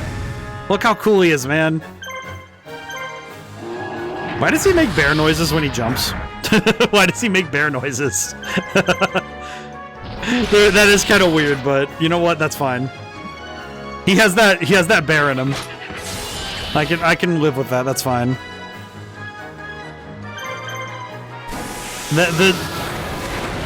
I feel like it is also a special art to make Yu-Gi-Oh characters into 3D models or into just like this sort of cool RPG style elements. It's one of those things I kind of wish I could do for D&D is... Let's see, let's check stats really quick. Let's send in... Let's see, Tristan? Yeah, Tristan. There we go. Oh, so I can use that menu to directly send them to a location. That's cool. That's very helpful, actually. Alright, so now we can have all the teams go through and wipe out each opposing unit. Alrighty. And this should... D&Ds. Come to think of it, actually, this probably is the best way to acquire experience, too, because this means that multiple characters can get finishing attacks on the enemy. Oh, my poor guy. Because now everybody here gets to get a knockout shot, which is really good. Yeah, because now these guys... Now I think all of this team should get some level ups overall. Yep, everybody gets a level up. Nice. Alrighty. I do want to make sure that everybody gets a crack at this because that's really helpful. This is definitely helping with the... Okay, hang on. Let's see. Let's see. 772, 889, 53. Oh, you know what? I probably want Simon to go in again. Yeah, we want Simon to go in again. Why is there an enemy going out there? Okay. I just saw that there's an enemy in the woods. I should probably go attack them. Because whatever they're doing, I should probably stop them. What? Mince Mixer. Okay, can I just say, seeing Robotic Knight out of context is very weird. Oh, that's Cyber Command. That's Commando Soldier, the guy with the rocket launcher on his side. What? Oh my god, that's actually sick. Look how cool they look, man. Man, this just looks great. I love the models. I love how they made the characters look. It just makes me so happy. Good gracious, man. Yeah, the combination of the like the effects, the attack effects, and how the monsters look. Commit various war crimes. I remember that bit. Okay, where is that? What is that guy doing? What's this guy up to? Oh, he's going for... I think he's going for that fort. I see. Okay. Let's send Yugi to defend the fort. I see. Alrighty. That's my bad. It's so funny still. I have never seen a single episode of whatever D&D series that is. But I have heard those jokes many times, and they are never not at least mildly funny. It's like the lowest they get is mildly funny. And that's still pretty good. Is that Wall Shadow or Ghoul? That's Rocket Warrior, which is insane. Rocket Warrior looks so good. I love him. Split Mace. Oh no, that's yeah, that's the Shadow Ghoul. Hit him. Is that a miss? It is a miss. Oh, this fight could very easily turn on me if I'm not careful. Oh god. Okay, I need to start getting knockouts like yesterday. Okay. Good? Yeah, we're good. Okay. Alright, hit him harder. Thankfully, if their gemstones match, it's better. Want to figure out how to do custom sounds, make that my raid notification. I know that I know Stream Elements can handle that. I think Streamlabs also does it. Or has ways to handle that. Ooh. Oh, I should have healed. That's fine. I'm sure it'll be okay. Win! Not too bad. Multiple level ups across the board. That's good.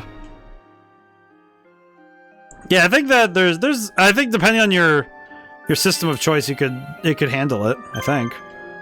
Alrighty. Send this way. Okay, let's see what's up with Yugi. Oh no. Okay, Pag. Okay, Pag 2 on. Uh-oh. Game? Oh no. Oh no, the game. Why am I locked? Game. Oh no. Oh, you've got to be kidding me. That can lock you in. That can lock you? Oh no. Let me out. Let me out. Let me out. Let me out. Let me out. Let me out. Oh no.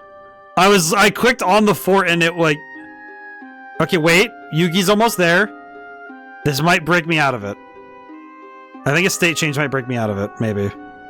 It did. Okay. Okay. Thank God.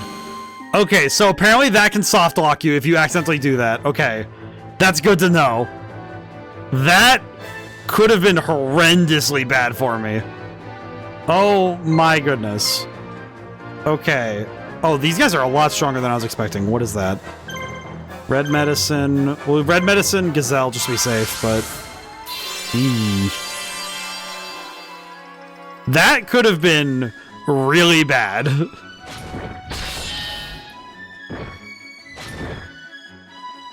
Okay, I think the lowest HP is Rocket Warrior, so we'll go for him first.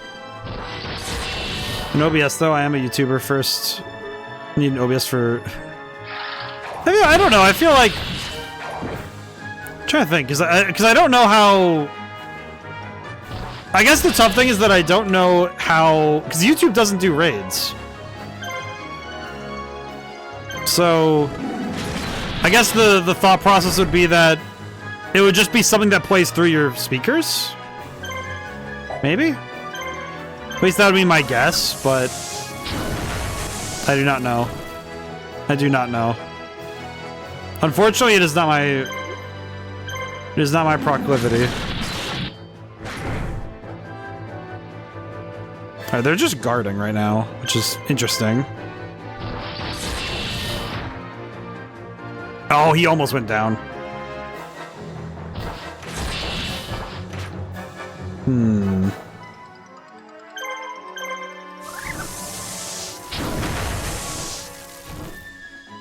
Alright, that's a knockout. Yeah, I guess we'll go by HP, because I think HP is probably the best way to handle that. Maybe. Well, I mean, if it's YouTube video stuff, it should just show up from your streaming, so it just goes to your overlay. Alrighty, I'm gonna stop Yugi from running in for the next fight, I think. Gazelle leveled up though, so that's pretty good. I do think that it may be prudent for me to... have someone help him. Let's see. Yeah, we'll have Tristan come down and help. Just in case. Probably not a bad idea. Or... You don't know, it's probably fine. I think as long as we take out Wall Shadow this time, we'll be fine. We should be fine.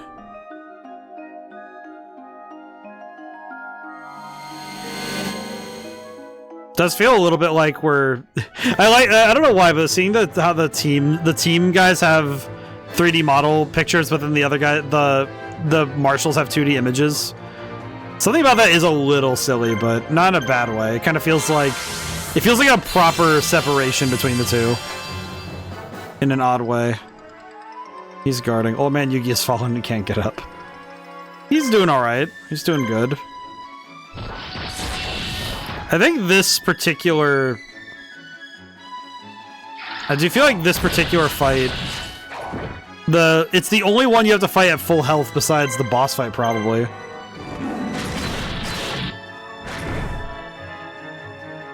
Thankfully, our damage output is very solid.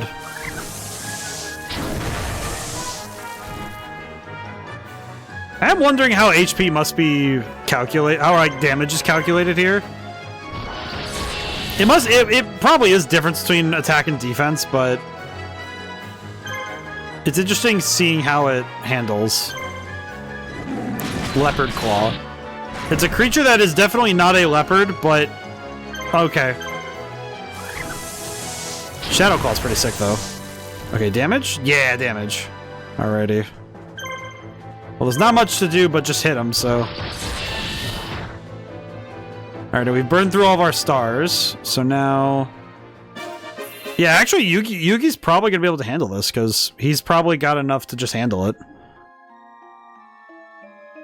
I guess now the thing I could do is just get everybody else in position to take the fort when I'm done here. Because besides the fort, there's not really anything else we need to do. So thankfully this map is pretty sparse otherwise. I am going to note that it does seem like, wanna see old man Yugi here? 50-year-old Dante looking Yugi. I don't know, I feel like I don't know if I'd want to. I guess the closest we get is Yu-Gi-Oh! GX shows you adult Yugi a little bit, but not really. It's like it's in that 4th season that didn't get dubbed, which is probably the best kept secret of Yu-Gi-Oh! GX is that there was a final season, and it actually properly concludes the series. And I feel like a lot of people not knowing about it makes me a little sad, because it's it has some of the coolest duels in the series overall. The one I'm thinking of is there's a tag team tournament in that season where specifically Jaden pulls off a 1-turn knockout on 2 people, and it's absolutely cracked. It's just like how do you even? Because by that point he's just dueling for like 100% seriously. Jaden was suffering from locked-in syndrome, and he had to be reminded that hey, it's okay to have fun playing the card game, and it was an interesting point of storytelling, which is also true nowadays that some people have to be reminded to have fun. Jaden animation Yu-Gi-Oh! Well, no, like Jaden Yuki, like there's a character named Jaden in Yu-Gi-Oh! GX. I at least am aware of much of the manga and anime lore. I like the card game. I like this game. It's actually one of those things that I think a bit surprising for some people is when they find out that Yu-Gi-Oh! Has a ton of lore. Oh, whoa. God, that skybox is nice. Let's see. Whoa, when you're moving it. Whoa. Oh, that does some fizzy stuff. That's weird. I like that a lot, but that's a little disorienting. That's disorienting to look at. Is there a seam in the skybox? Good on them. No, there's no visible seam in the skybox. Nice. It's probably helping it that it's really dark, but that's some good stuff. Not everybody gets that right, where they close off the seam so that you can't tell where the skybox begins and ends. I know that I spotted it in Amazing Island, and it made me a little sad, but it worked. It was okay. It was still good. Alright, we'll have everybody start the attack. You've done it now, Rebels. I'm gonna finish every last one of you. Alright, what's his team look like? I see the swords lady. The swords woman. Okay, his team is... He's got a cool looking team. Nice. Oh god, we need to heal so badly. Holy crap. We need to heal so badly. Heal the healer. Good stuff. Nice. Shredder. Ow. I just healed you, you lady with a sword. It is the peak aesthetic. Unfortunately, she has the lowest HP, so she is the one who I have to attack first. That's Kenon the Swordswoman, if I recall correctly. She looks pretty cool. Alright, a blue medicine on Penguin Soldier. We have to use his. We have to use the Dark Imp's turns to heal right now, but it's all right. It's good. Precision slash. Yikes. Okay, we have more blue medicine, so it's fine. We can heal. We can continue to heal. I'd prefer to be attacking with the Dark Imp anyway, because he's probably the better attacker of the team, all things considered. Oh god, they're dogpiling. Yep, they're targeting one at a time. That's bad. Ugh. Okay, item. He is burning through all of his attacks all on one character, though, so this is good, but... Yeesh, man.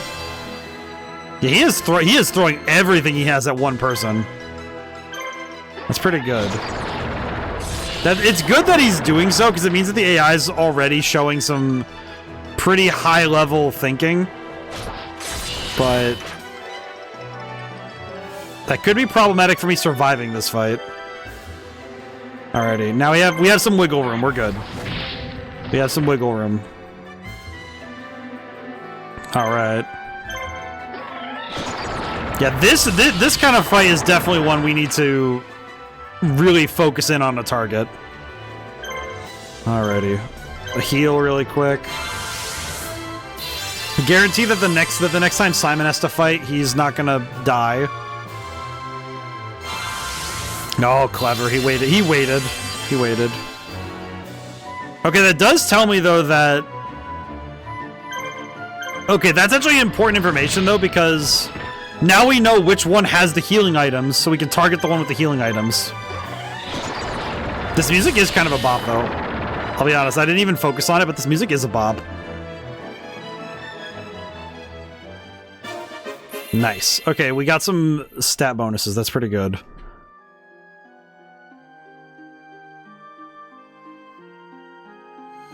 Okay, now it's Tristan's turn. You wanted wiggles, I provide. It is pretty... Let's see. I did like the... I did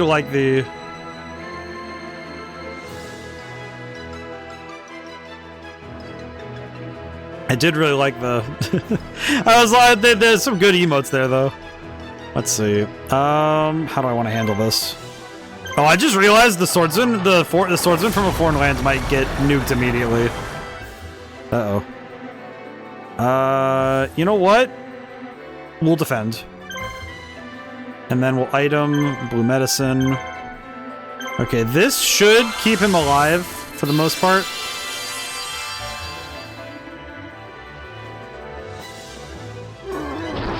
Okay, with defense though, yep, okay, we were able to block him pretty well, so that's good. Nice. Oh no, Kribo, my boy. Kribo, my boy. Alrighty. Let's defend with Kribo. Attack with Beaver Warrior. I think now the goal is either we need to burn out his resources or we want to get rid of the leader. Because the leader has the healing item, so we could probably... Oh no, all of them have blue medicine. Okay, that's a tough one. Okay. Ow. Okay. That might be problematic. But it's also good that we learned this, because knowing that they all have blue medicine does mean that we have to account for that in our attacks. Also, I need to pull back all of the units we have going towards the place right now, because we are kind of in the pickle that we do need to... I need to check the other towns real quick, see if we can buy any other items. But let's finish this out really quick, and then we'll be good. Supply drop. The items aren't usable here, but we need them for later anyway, so it'll be worth it for us to get all the items we can. Especially given that we are lacking in large quantities of items. Okay, stop.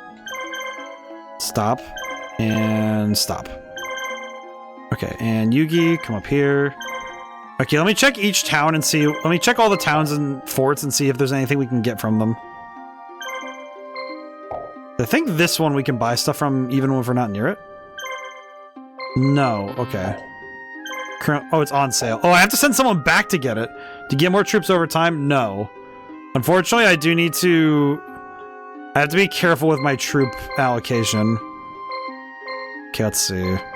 I think I want to send Tristan back to get supplies. Yeah, let's send Tristan back really quick. Move out of the way. Okay, I'm gonna let we have time. So I'll let Tristan get back to... I'll let Tristan get back to town really quick. And then it's not really quick. It's gonna take a few minutes. This is gonna take a moment. It does take a little bit for him to walk, though. I guess the tough thing is if I really need to get items, it is kind of a problem. It does mean that I have to wait a excruciating bit of time. I think next we'll send Simon in next, and then we should be good after this to just finish. Do you feel better after the shower? I think I could get a good rest now. That's good. I know that this morning I had to take a shower before I did anything just because it was just one of those mornings where I'm like, yep, okay. I need to cleanse out. Sometimes that is what you need just to get your brain and body and mind to where you need it to be. I'm looking forward to... I kind of told myself that I would wait until after for my sinus stuff, that after my post-op was done, that I would allow myself to go back to working out, like at full tilt. Because man, I'm still in recovery technically. They tell you to recover for a full month. I think my muscles were tensing up, giving me migraine. That does happen. Wonder if I can make him go faster. I feel like this is the part of the game that people who run emulators would probably just do the speed up function. But I feel like it kind of takes away from the contemplation of sitting with the music. And I kind of like listening to this. This music is very relaxing. This is very nice music. Alrighty, let's see. Trader. Okay, let's buy... I'll buy a couple more items just to be safe for later. Okay, cool. Team command... Wait, this is real hardware? Yeah, of course. I try to go for real hardware unless it's absolutely impossible.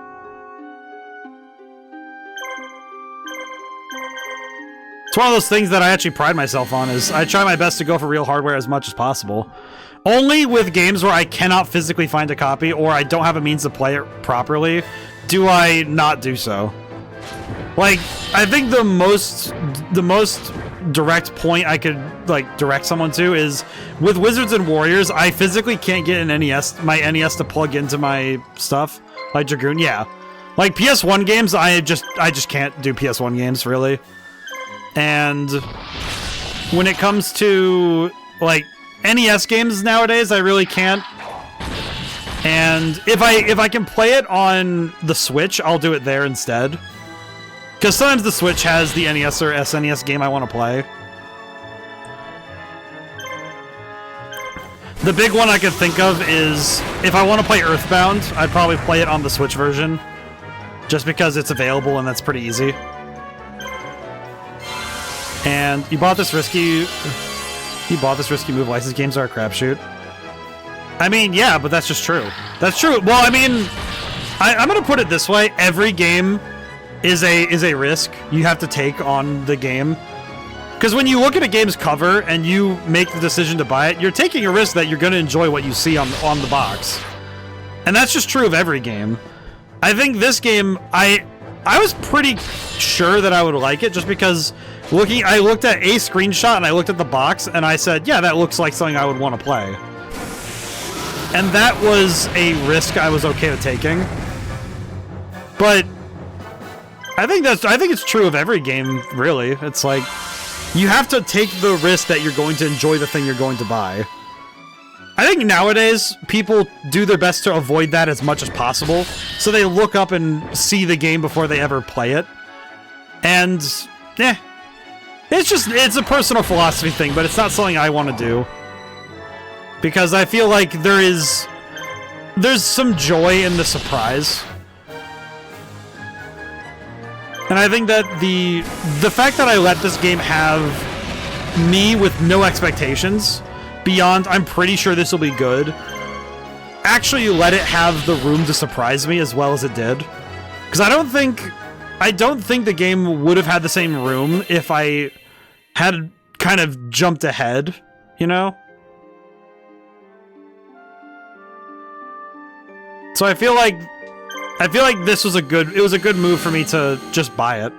And besides that, it was, and you know, even then, it was only like $25, so not exactly like it was a major deficit. It's not like I spent $100 on a copy of the one I'm thinking of off the top of my head immediately is Silent. If I like bought Silent Hill 1 and really didn't like it, that would be like a major upset, you know? Favorite blind license game find is Totally Spies for GBA. Man, Totally Spies is that's a deep pick. That's a deep cut pick to me. I feel like here's the thing, licensed games, and to me a licensed game is basically just like a movie tie-in. You know, it's one of those where these games are inherently a blind shoot of quality, because some tie-ins were blessed with being really good. And licensed games some of them are really good, and then there's the really bad ones. And the problem is that a lot of the time you cannot immediately tell which one you got if you don't know what you're looking at. Why did my brain just... Okay, hang on. If I get to see it again. I have a question. Why does the Mystic Horseman look like James Sunderland from Silent Hill 2?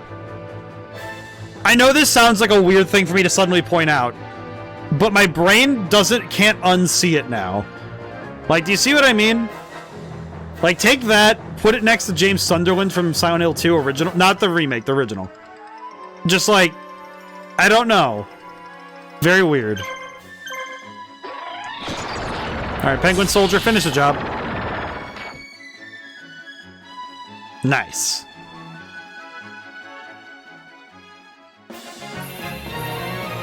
Hey, level ups across the board. I don't know why it just occurred to me that the clock is Time Wizard. The clock in the top right is Time Wizard. Or it's like it looks like him. My God. This game really is just the game that keeps on giving. Also, yeah, I'm still thinking about that typo. What do to? I hope that the YouTube side actually does really like this game. Oh my God, he shot him with a gun. I hope the YouTube side likes this game, because I feel like this is one of those ones that is absolutely a gamble on the YouTube side for people, where they're like, what is this Yu-Gi-Oh game? And I'm like, listen, man, it's peak. You gotta believe me. You gotta believe me, it's peak. I hope somebody saw this pop up in the recommended and was like, wait, what the heck is this game? What is that? Oh my God, he blew the creep, blew him up. That did 100 damage? That looked like that should have done like 5 million. Okay, do we have any red medicine still?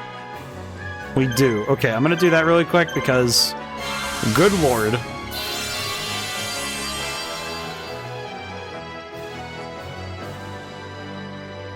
Okay, let's see. Try and if I can get a knockout now. Yes, okay, good. Gazelle should get a level up then. That should at least guarantee a level up for Gazelle, because that's how it works. Actually, yeah, so one of the games I grabbed for my... Because I've been doing a lot of GameCube games lately on native hardware. One of the ones I grabbed for my collection, even though I I kind of feel like I shouldn't play it just because, to put it nicely, it's one of those games that I don't know if anyone would... I don't know how many people would like to see it. But it's the Madagascar tie-in game, like the original Madagascar game.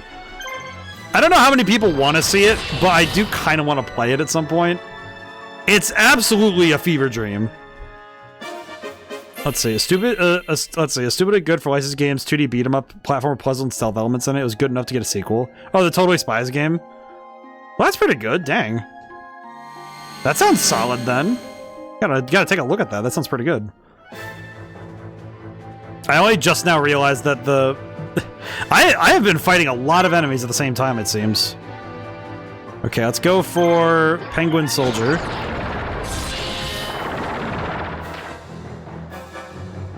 We'll go for their Penguin Soldier and try and knock him out.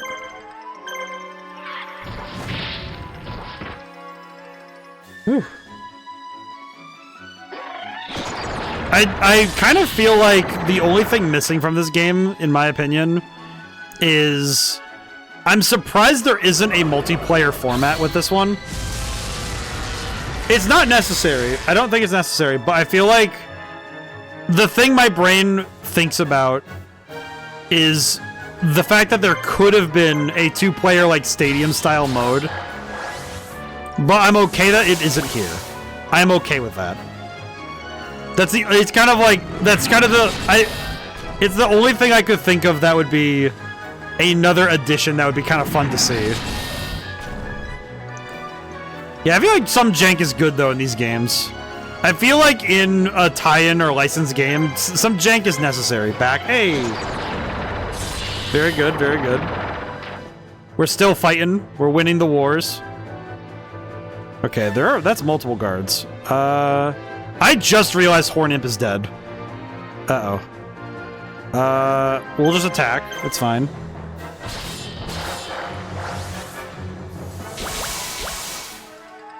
Alrighty. We don't have too many actions left, unfortunately, so we're gonna have to make do. No, the poor middle child. To be fair, he did fight his best, so that's okay. He got dogpiled by a wizard, an alligator, and a penguin, so it happens. It happens. I'm going to need to recall Simon, because I think he's getting cooked.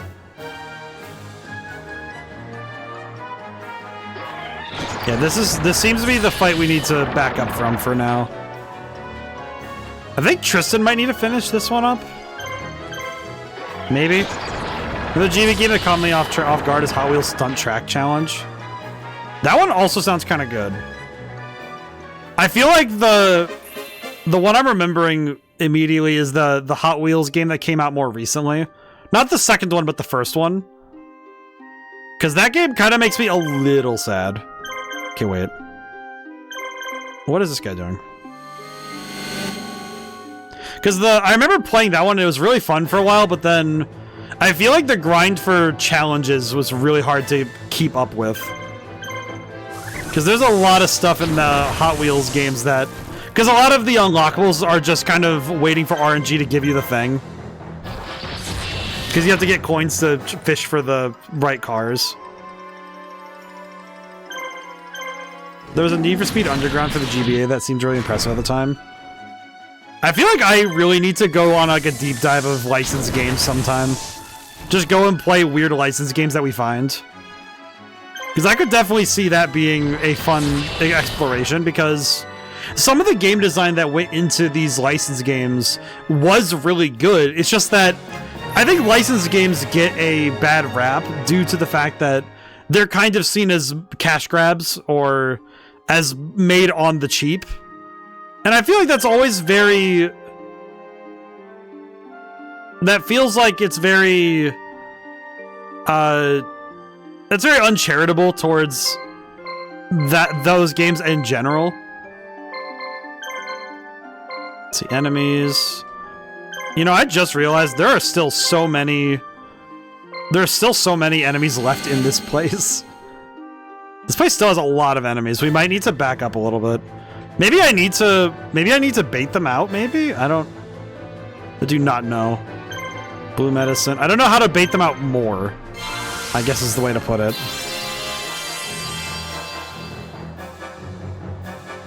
But we're working through it. We're working through it. If nothing else, this is getting us a lot of level up, so it's okay. Thankfully, we're not being graded on all this. That is one thing I can really appreciate about this game is we're not being like graded or given a score. It's just, okay, did you win? Good. Good enough. There's early GBA 2. That's pretty good. That's really good then. Yeah, for the 20 to 30 FPS full 3D unshaded.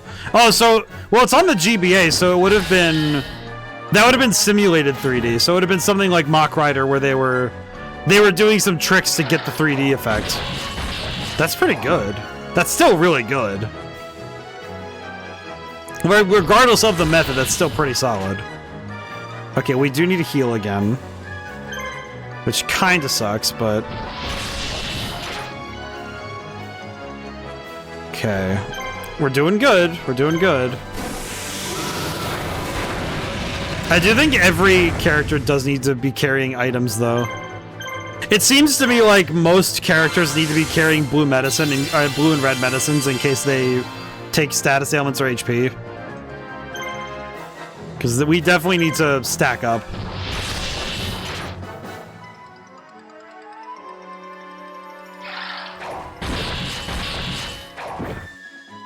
The damage output we're taking isn't too bad, though. Not too bad, but still a bit worrying, but we're doing okay. Hit him as hard as we can. Oh, big crit.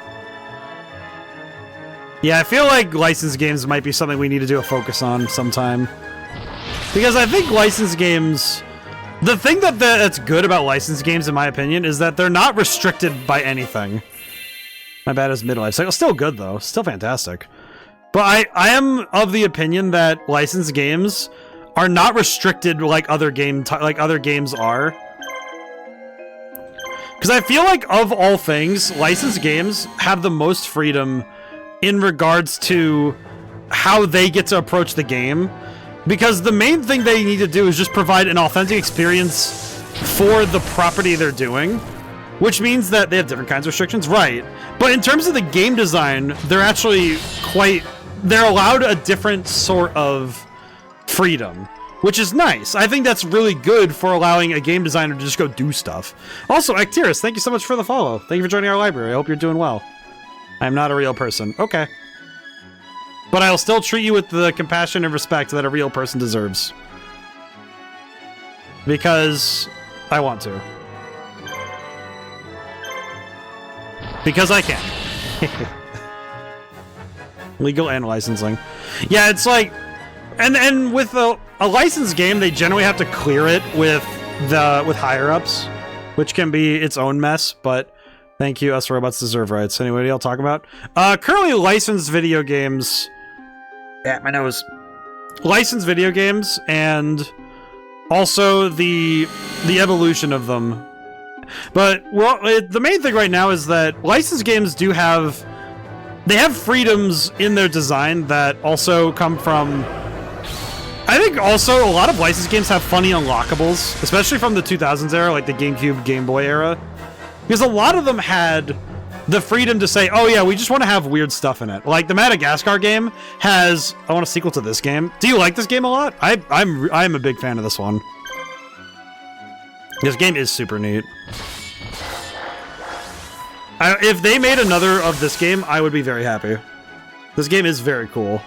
This is a big part of my childhood. You know what? I wish it was. I wish it was for me, because man, this game's got so much good stuff going on for it, and I like it. This is a fun one. It's like I say, every game is someone's favorite, or something from their childhood, and man, this game is great. I am losing this fight right now, but that's okay. I think I might just pull Simon back if I get a chance. This game is very good, though. I think Yu-Gi-Oh! Is an interesting one because it is, for all intents and purposes, they are licensed games. And it's interesting seeing how licensed games were evolving at this time. It and Super Mario Party on the GameCube kept me entertained when all we got was the box TV. Oh, I see. Alright, let me make sure that I... Oh, it's like Final Fantasy to me. I'm curious what Final Fantasy this looks similar to.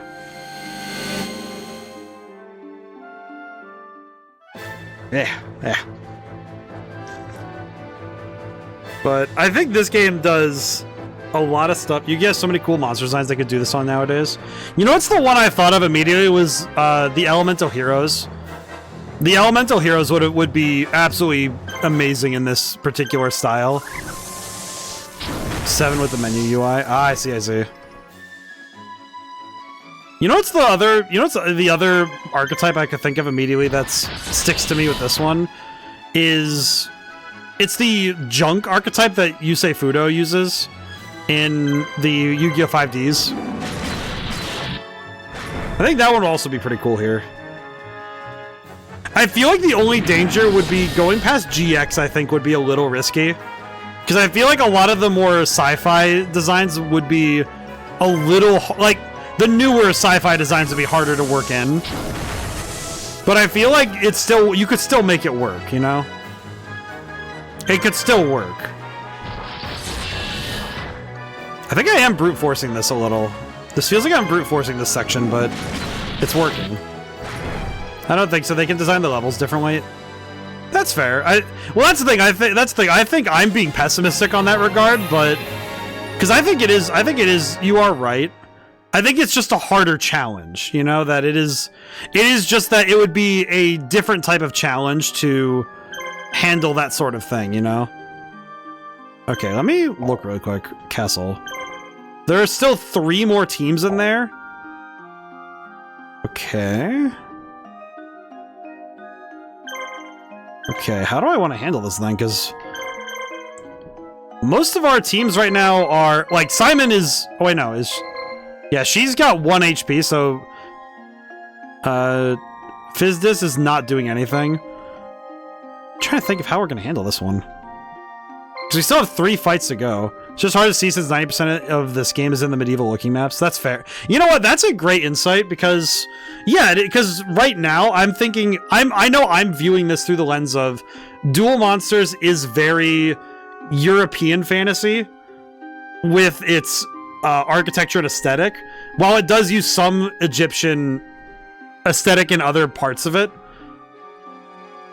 So it is kind of tough to visualize that particular aesthetic not being the same. And I think it is reasonable to say that it is a narrow mindset to only see the one way.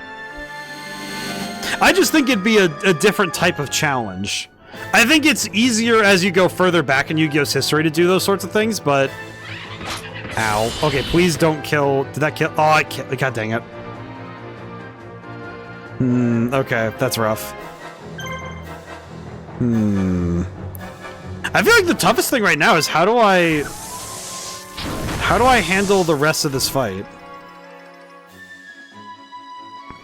I kind of wonder if I'm supposed to do something else to get this done. I don't quite know how I'm going to handle this. I know I gave Monster Reborn to somebody, right? Might need to check everybody's items and see, because I don't think I recall. Didn't Feral Imp does not have one. Okay, that sucks. That kind of sucks, I'll be honest. I thought I brought one along. I feel like this game's the toughest thing for me right now is going to be not losing this entire... We've been at this mission for like an hour. I do worry a little bit that we're going to lose here, but... Game is so unique, we don't see games like this anymore. I feel like this game in particular is a great proof that a spin-off does not need to be done in an obvious way. And I think that is just true, that there are a lot of ways to handle making games for a property. And I feel like this one does a great job of showcasing what can be done. And it's a great example of that you don't always have to follow what people think you should do. With this, with this game, it's like, okay, cool. There are a lot of ways you can go about making a Yu-Gi-Oh game. And the fact that very few games do this feels a bit like a missed opportunity. Which is a shame, because this is really neat. Alrighty. Oh god. No, wait. Ah. Video games are so expensive. 20% off, it's still $50 for Monster Hunter. Yeah. I feel like the current trend of very expensive games and the way that they handle... They're kind of handling the like, production of games. I feel like it's sort of turned people away from always chasing the newest game. Which in some ways is kind of helpful, because it means that now people are going and trying out older titles. But it does kind of suck, because it means that people aren't... A lot of game developers aren't being encouraged to take risks. Because if you're going to make something creative, there's a necessary amount of risk. I need to check through vids and see if I like it. I don't go in blind anymore. That's sad, because I feel like going in blind is the most fun way to experience a game. And it is kind of sad when you don't get to have that anymore. It's all, and the tough thing with game development now, in my mind, is that a lot of devs are being kind of encouraged not to take creative and mechanical risks. They're not really risking friction with the player. That feeling that what you do might be frustrating at first, you know, that whatever you throw in your game might be difficult to learn or handle at first. And I feel like it is a missed opportunity for developers to be willing to step outside of what is and go towards what could be. I'd like another Dragoon-like game myself. That would be really sick. Okay, we won that one, which is good. Giant Soldier Stone did not get anything, because he was healing the whole time. But I think that it's true for many developers that is the case, right? Okay, let me check something really quick. What are we dealing with here? Marshall. Monsters. Okay, do we have... Can I check items? Is that a thing I can do?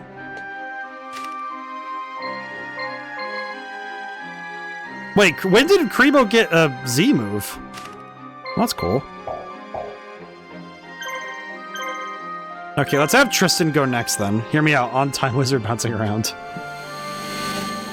Time Wizard just... the DVD screensaver Time Wizard makes me happy. Okay, buddies. I want to do it!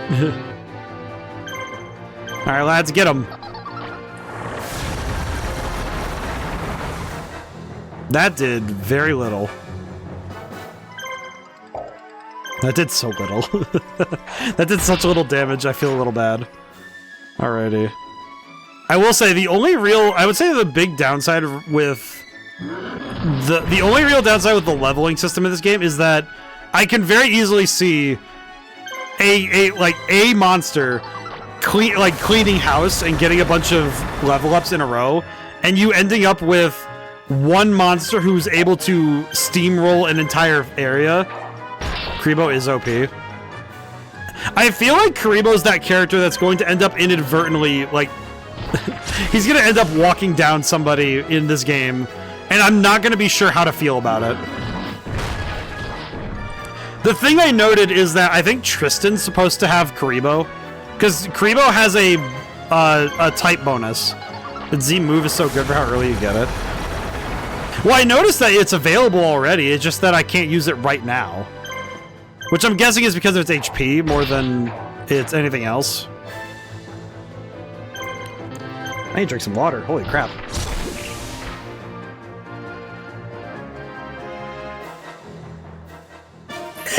Yeah.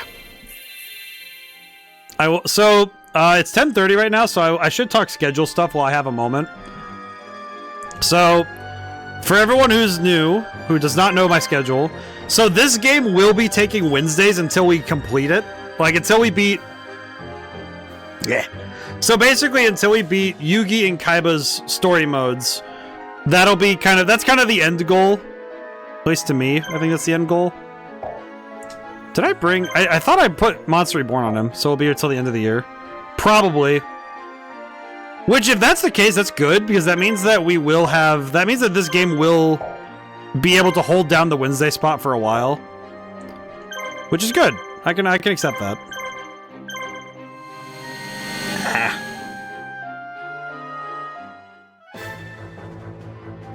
And then Thursday, right now, it's still Final Fantasy IX, which I'm quite pleased with.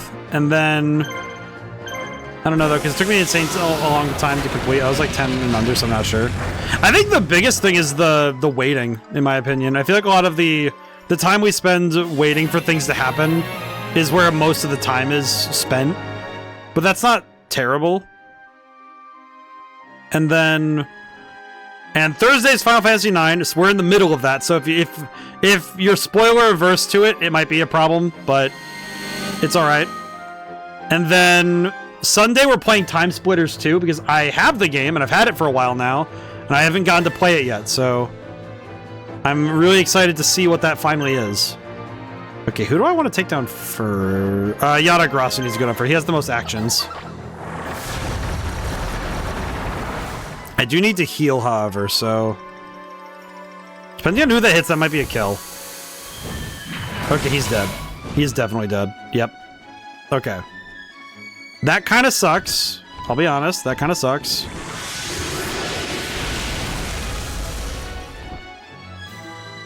Okay, thankfully, Lewis can handle, so that's fine. Yada lock. The oldest of old school... techniques. Vicious method. I do like that Karibo got a good model. Alright, defend. So I'm pretty sure he's gonna get bodied. I was almost correct.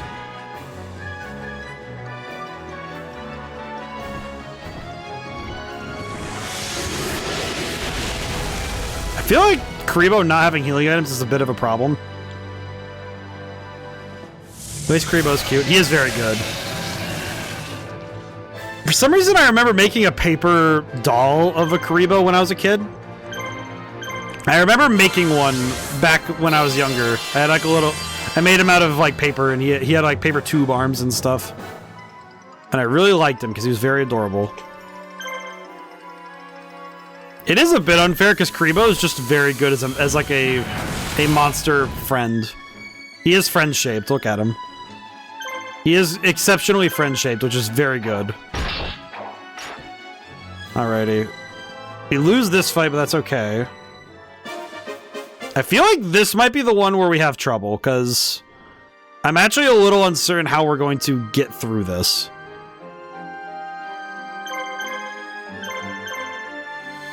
Because I think this might be the fight where we actually end up losing. At least I think so, because this guy has a lot of problematic monsters. Because this configuration is pretty strong. And it's very fast, apparently. Holy crap. It's okay, you can just start the mission all over again. I feel like that is probably where the majority of the time is going to be spent with this game, is if you lose a mission, you do have to start all the way over. Which is that is a hard sell, in my opinion. That is a big ask if you lose a mission. Oh, that's a miss, too. Ugh. Okay, item, blue medicine. We have one more. Okay. I thought I stocked up pretty well, but I guess not. Holy crap. I guess my question now is, because we weren't allowed to replenish earlier, but I kind of... Because I bought items, but I wasn't allowed to equip them. So I wonder if I need to go to a town or something to equip them, maybe?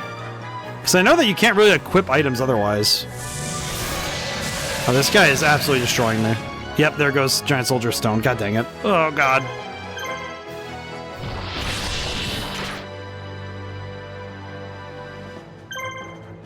I really gotta hope I land a hit this time.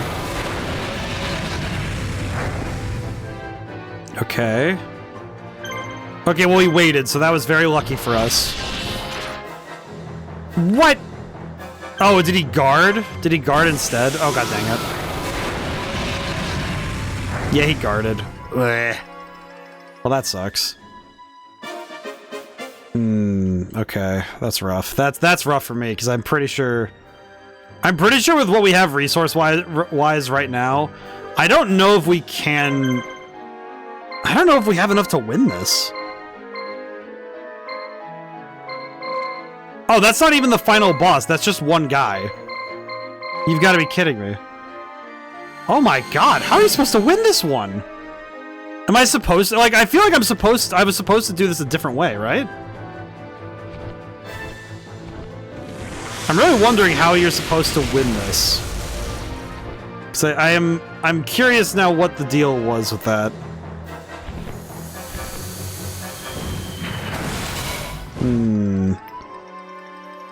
Yeah, because that's like, if it's the fire mission, you're supposed to ambush them after they're burning. Well, that's what I did. That's what I did. So that's why I'm kind of surprised, because I attacked the fort and I took out all the guys in the fort, but then the castle, they didn't all go down. That's why I'm kind of confused. Because I did go after it's the fire mission. That's why I thought I got all of them, but then I saw there were like 6 more in the other fort. So I'm not sure. I'm not sure if it was just a timing thing, like I had to go chasing the fort, and you need to put 1 or 2 people around to go around and go straight to the castle. Oh, so every enemy unit was in the same position. I see. Okay. So basically every enemy unit was damaged at the same level as that intro, but the castle was, since the castle was left alone, I didn't get to it. Okay. Okay, that kind of sucks for me, because that means that we are kind of screwed. Yeah. Okay, that does explain a lot, but that is a problem then. Okay, stay here. There's no way to recover.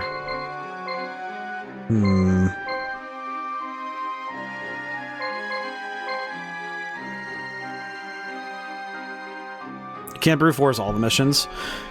Well, that's the thing. I thought I had handled it pretty well, but then I guess I didn't. That's kind of the thing I thought I wasn't brute forcing it. That's why I'm kind of surprised. Wait, some of them are run away and survive for a certain time. I see. Man, that's rough. I guess now my curiosity is, what are the odds of me even being able to survive all this? I guess I guess I just have to send in and hope that I can somehow survive. Blech. Oh well.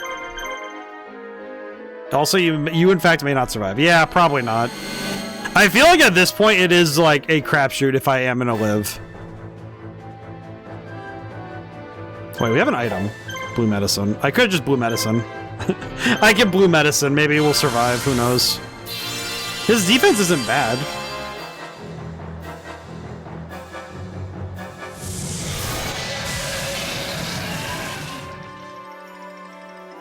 Yeah, this is just an unfortunate... there was just no way. Oh, no. Yeah, that's a shame. Blech. Yeah, we're probably... I think it feels bad, but I feel like this mission's going to end up being a loss, which we don't really have enough time for today's stream to be able to try again, because it was like a full hour of this, so I don't think we have enough time to try again. But that's okay, because I feel like we learned a lot from this, and this is going to be it's going to be fun to come back to this, because I know that this is going to be an interesting game to really dissect and get into. I'm excited. That's the thing. I'm excited about this even if I am getting cooked. Which I think is great, because I feel like it's been a while since a game has given me specifically a type of challenge like this, where I have to understand and master what the game is asking me without prior knowledge or the ability to really jump ahead in the script, as it were. Because I could just look stuff up, but I'm not going to. Why would I do that?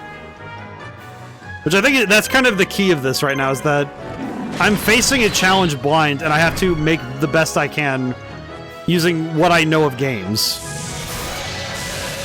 Not many guides on this game. I feel like, sadly, I do feel like there's a reason for that, where it's like, it's probably one of the less popular, besides finding monsters. I imagine that that's probably the hardest part, but I don't know. I feel like it's good that this game I can go in and just approach it on its own terms. I think that's good. At least to me, it feels good, you know? Even if I lose here. Some of them were put on random places on the map. Really? Like, literally random places. Oof. I feel like that's gonna be one of those things where you just have to, like, you have to skim the entire map. Is it like you can see them on the map, or is it just like a random point on the, like a coordinate, and you just hit it and it's like, here's Ken on the Swordswoman, or here's Beaver Warrior. Or not Beaver Warrior, but no, hidden. Oh, so it's like literally you have to see them. You have to like know the spot. Okay. Now that's gonna be hard to deal with. Okay, well we just need to die. Unfortunately, we do just need to die, which kind of sucks, but I thought I brought Monster Reborns on as many people as I could, so that's awkward. It's hard to come across them because it's not like they're in the middle of everything. Oh, I see. Yikes. Let's see. I could defend with Karibo. Usually corners are in mountains. I see.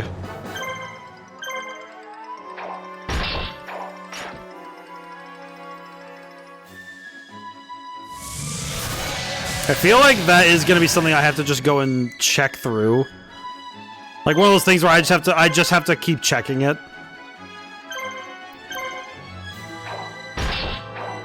Okay, thankfully Karibo is face tanking all of this, so that's good. Okay, I think what we'll do is defend and then item. Because then we could heal. We could heal a little bit. May assist you if we're there, if you would like, if I remember correctly. Quite none of them aren't really good, but they're really cool looking. I feel like for me, it's more about just the completionist thing, you know, just get as many as we can. Because having options, I think, is really helpful. I imagine that also it's a matter of leveling, because some of them you level up and they're really good later. And some of it might also be just fusion material, so that's also fine. Okay, so next time I have to be ready for this, so okay. I just have to be ready for... I just realized they've been swapping out who gets to fight when, which is problematic. Oh, he missed. Okay, that's not bad. Because I just realized now we're fighting the big boss. Man, I just keep hoping for like a big crit or something. Okay, Karibo is doing the heaviest lifting right now, I swear. Ow. Okay, I do need to have... I need Beaver Warrior to heal so bad. I really need him to heal right now. Okay, we're good. We're good. We're good. That is one thing system-wise I am a little bit confused by, that you can buy items during a mission. Can't for higher levels, you start getting effects on your basic attacks. Oh. Man, that's beautiful. That's the stuff I live for. Where we start getting they just start giving characters stuff because they can. Okay, I'll use this chance to heal. Because we have the ability to, we might as well. Good God. Some items you can only buy in certain towns. The fusion materials make you monsters. I see. Yeah, unfortunately, the thing that I am a little surprised by is that you can buy items like Monster Reborn or the blue medicine, but you can't actually use the items. Like you can't like equip the items from the buy, which is a little odd, but I'm kind of just like, okay, I'm gonna suffer this regardless, so it's fine, but it is kind of a weird thing that you can't do, you know? Like, there's not much I can do about it, because, you know, it's like, okay, well, I just have to live with it, but it is a component of this game that is a little odd. Let's see. You start getting Kaiba. In the dragon, you start getting Kaibas. I see. Okay. So basically, this isn't said anywhere. So basically, there's like a bunch of mechanics that I have to experiment with to actually get certain things to happen. Okay. I see. I just realized if Feral Imp goes down, we actually lose the mission outright because Yugi dies. I just realized that I made this mistake. Uh-oh. Okay, well, that was a very dumb decision, I'm gonna be honest. It just occurred to me that was the dumbest decision possible. Oh, God. Yeah, that's a loss. Okay, I need to look at the menu. I need to see what I could do to make that better, because holy crap. Because Yugi's down. Okay, so that was a loss. I need to look at my setup. Hang on, we need to look at the setup. Assemble team. Okay, what was the problem with our items? Because I thought we had more items. Or am I silly? Legendary sword, blue medicine, red medicine, items. Oh, that's right, we get to keep all the items we bought. Are the levels still the same? The levels are still the same. You know what I just realized? I forgot that when you lose a mission, your level stays the same. Let me save my game. That's right. Okay, so we did just level that. That did just remind me that one of the greatest things you get from all this is you do level up regardless. Like, you get to keep all of your levels even if you lose. So now we have all of the leveling we just did is still on our characters, and we have all the items we just bought, so that is actually insane. Okay, so item... Monster Reborn. Cool. Blue medicine. Cool. So now I can just start handing everybody items. Everybody gets to have items. I think what I'll do is spend the rest of stream prepping. The rest of stream I could spend prepping my items.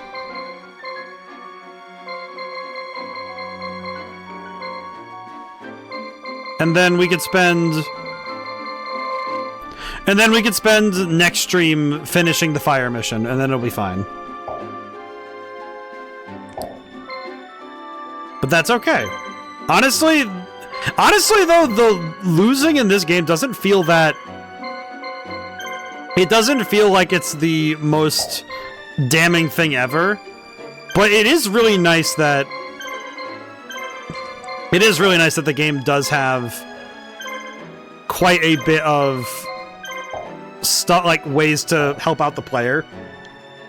Also, man, this game is awesome, man. It just makes me happy. You know, it's like, it's such an oddball game, really. Like, in reality, it is a bit of an oddball, but it's really cool. Like there's not many Yu-Gi-Oh! Tie-in games in general that actually do weird stuff. So seeing a game just be an oddball is really nice. Okay, do I have... I have a Monster Reborn. I have a Monster Reborn on Giant Soldier of Stone. Okay, you guys need... At least one of you needs a blue medicine, so that's... There we go. Alrighty. Okay, I did all the item allocation. I'll save my game right now. I think we'll call it for now, because I think this is a good spot to leave off on, a cliffhanger for next time. I will say, I keep looking at the box. I have the instruction manual in the box right here, and it's... I feel like this is one of those games that I wish it did show up on my shelf, like at my Toys R Us or something at the time. Because this is very special, I can tell. And I do hope that somebody... I hope, like, the original owner got to enjoy it like I did. Like I am right now, you know? Like... The only sad thing is the limited edition cards aren't in the box, you know? They probably are kept by the owner, of course, but... Or sold, or, you know, somewhere. But, yeah! So we're gonna end for now. Thank you all so much for coming by. Thank you so much to everybody. I accidentally pressed start. That's my bad. I need to pause my game. This is fine. We'll just leave it here. I'll have to exit the game. It's fine. So yeah. Thank you all so much for coming by. Thank you to everyone who came by. I couldn't stay to the end. Missed out on so many cards because of that. I feel that. So, remember, Wednesdays are going to be this game for as long as it takes. Thursday is Final Fantasy IX until it's done, and then I have to choose shorter games for the rest of the year because I'm kind of worried about overdoing it. I think the next Thursday game might be... I kind of want to do a horror game next, because I do need to do some more horror game study stuff. We might do Silent Hill 3, but that's not set in stone yet. And this next Sunday is going to be Time Splitters 2. So I hope everyone's been... I feel like for the people who watch both live and on the YouTube side, I feel like for those who like it when I go to the old games, like, well, the GameCube side, I think everybody's gonna be a little happier with me going, because I'm going back to older and older titles. Alrighty, so we're gonna raid out because Fate gave us a raid, and I like to pay that. I like to pay that sort of karma forward. So let's go find someone to raid to. And if anybody has a suggestion before I find someone to raid to, we'll try to go there first. Let's see. There's some people playing some fun games right now. They have Kree's streaming. I might raid over to Kree, because Kreemeister's he's a good friend. But I'm gonna take a gander before I make decisions. Wait, I see a guy there's a guy I know named Psycho who's playing Star Fox Assault. I might go to him, because I love Star Fox Assault. That's one of my favorite games. That is one of my favorites. So just White Day to put on your horror game list. I know one of the other ones is the DS horror game that I was recommended. Along with the one on the Game Boy, one. Forget what it's called. Alrighty. Yeah, we're gonna raid out. We're gonna go to... Yes. I would like... Yeah, we're gonna go... Do I go there or do I go to... Where do I go, Lord? White Day. More just a general suggestion for you. I need to take a look at it. I'm curious now. It's like there's so many good people streaming right now. What do I do, Lord? Let's see. Let's go with following.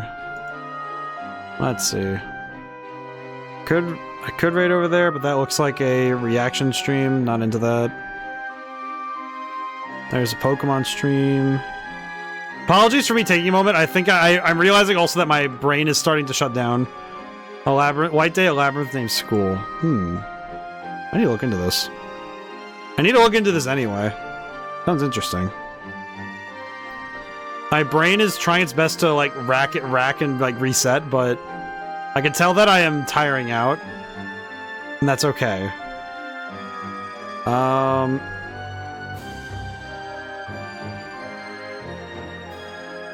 Brain, work with me here. Just choose somebody to raid to. It's not that hard.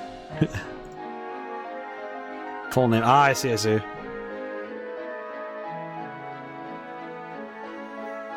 that Velvet? Is that Velvedeck? Man, why are there so many people playing cool games nowadays? Holy crap. Today is like stacked. There's so many people playing fun games. This is awesome. Alrighty, we're gonna go watch Star Fox Assault, because that's fun. Alrighty.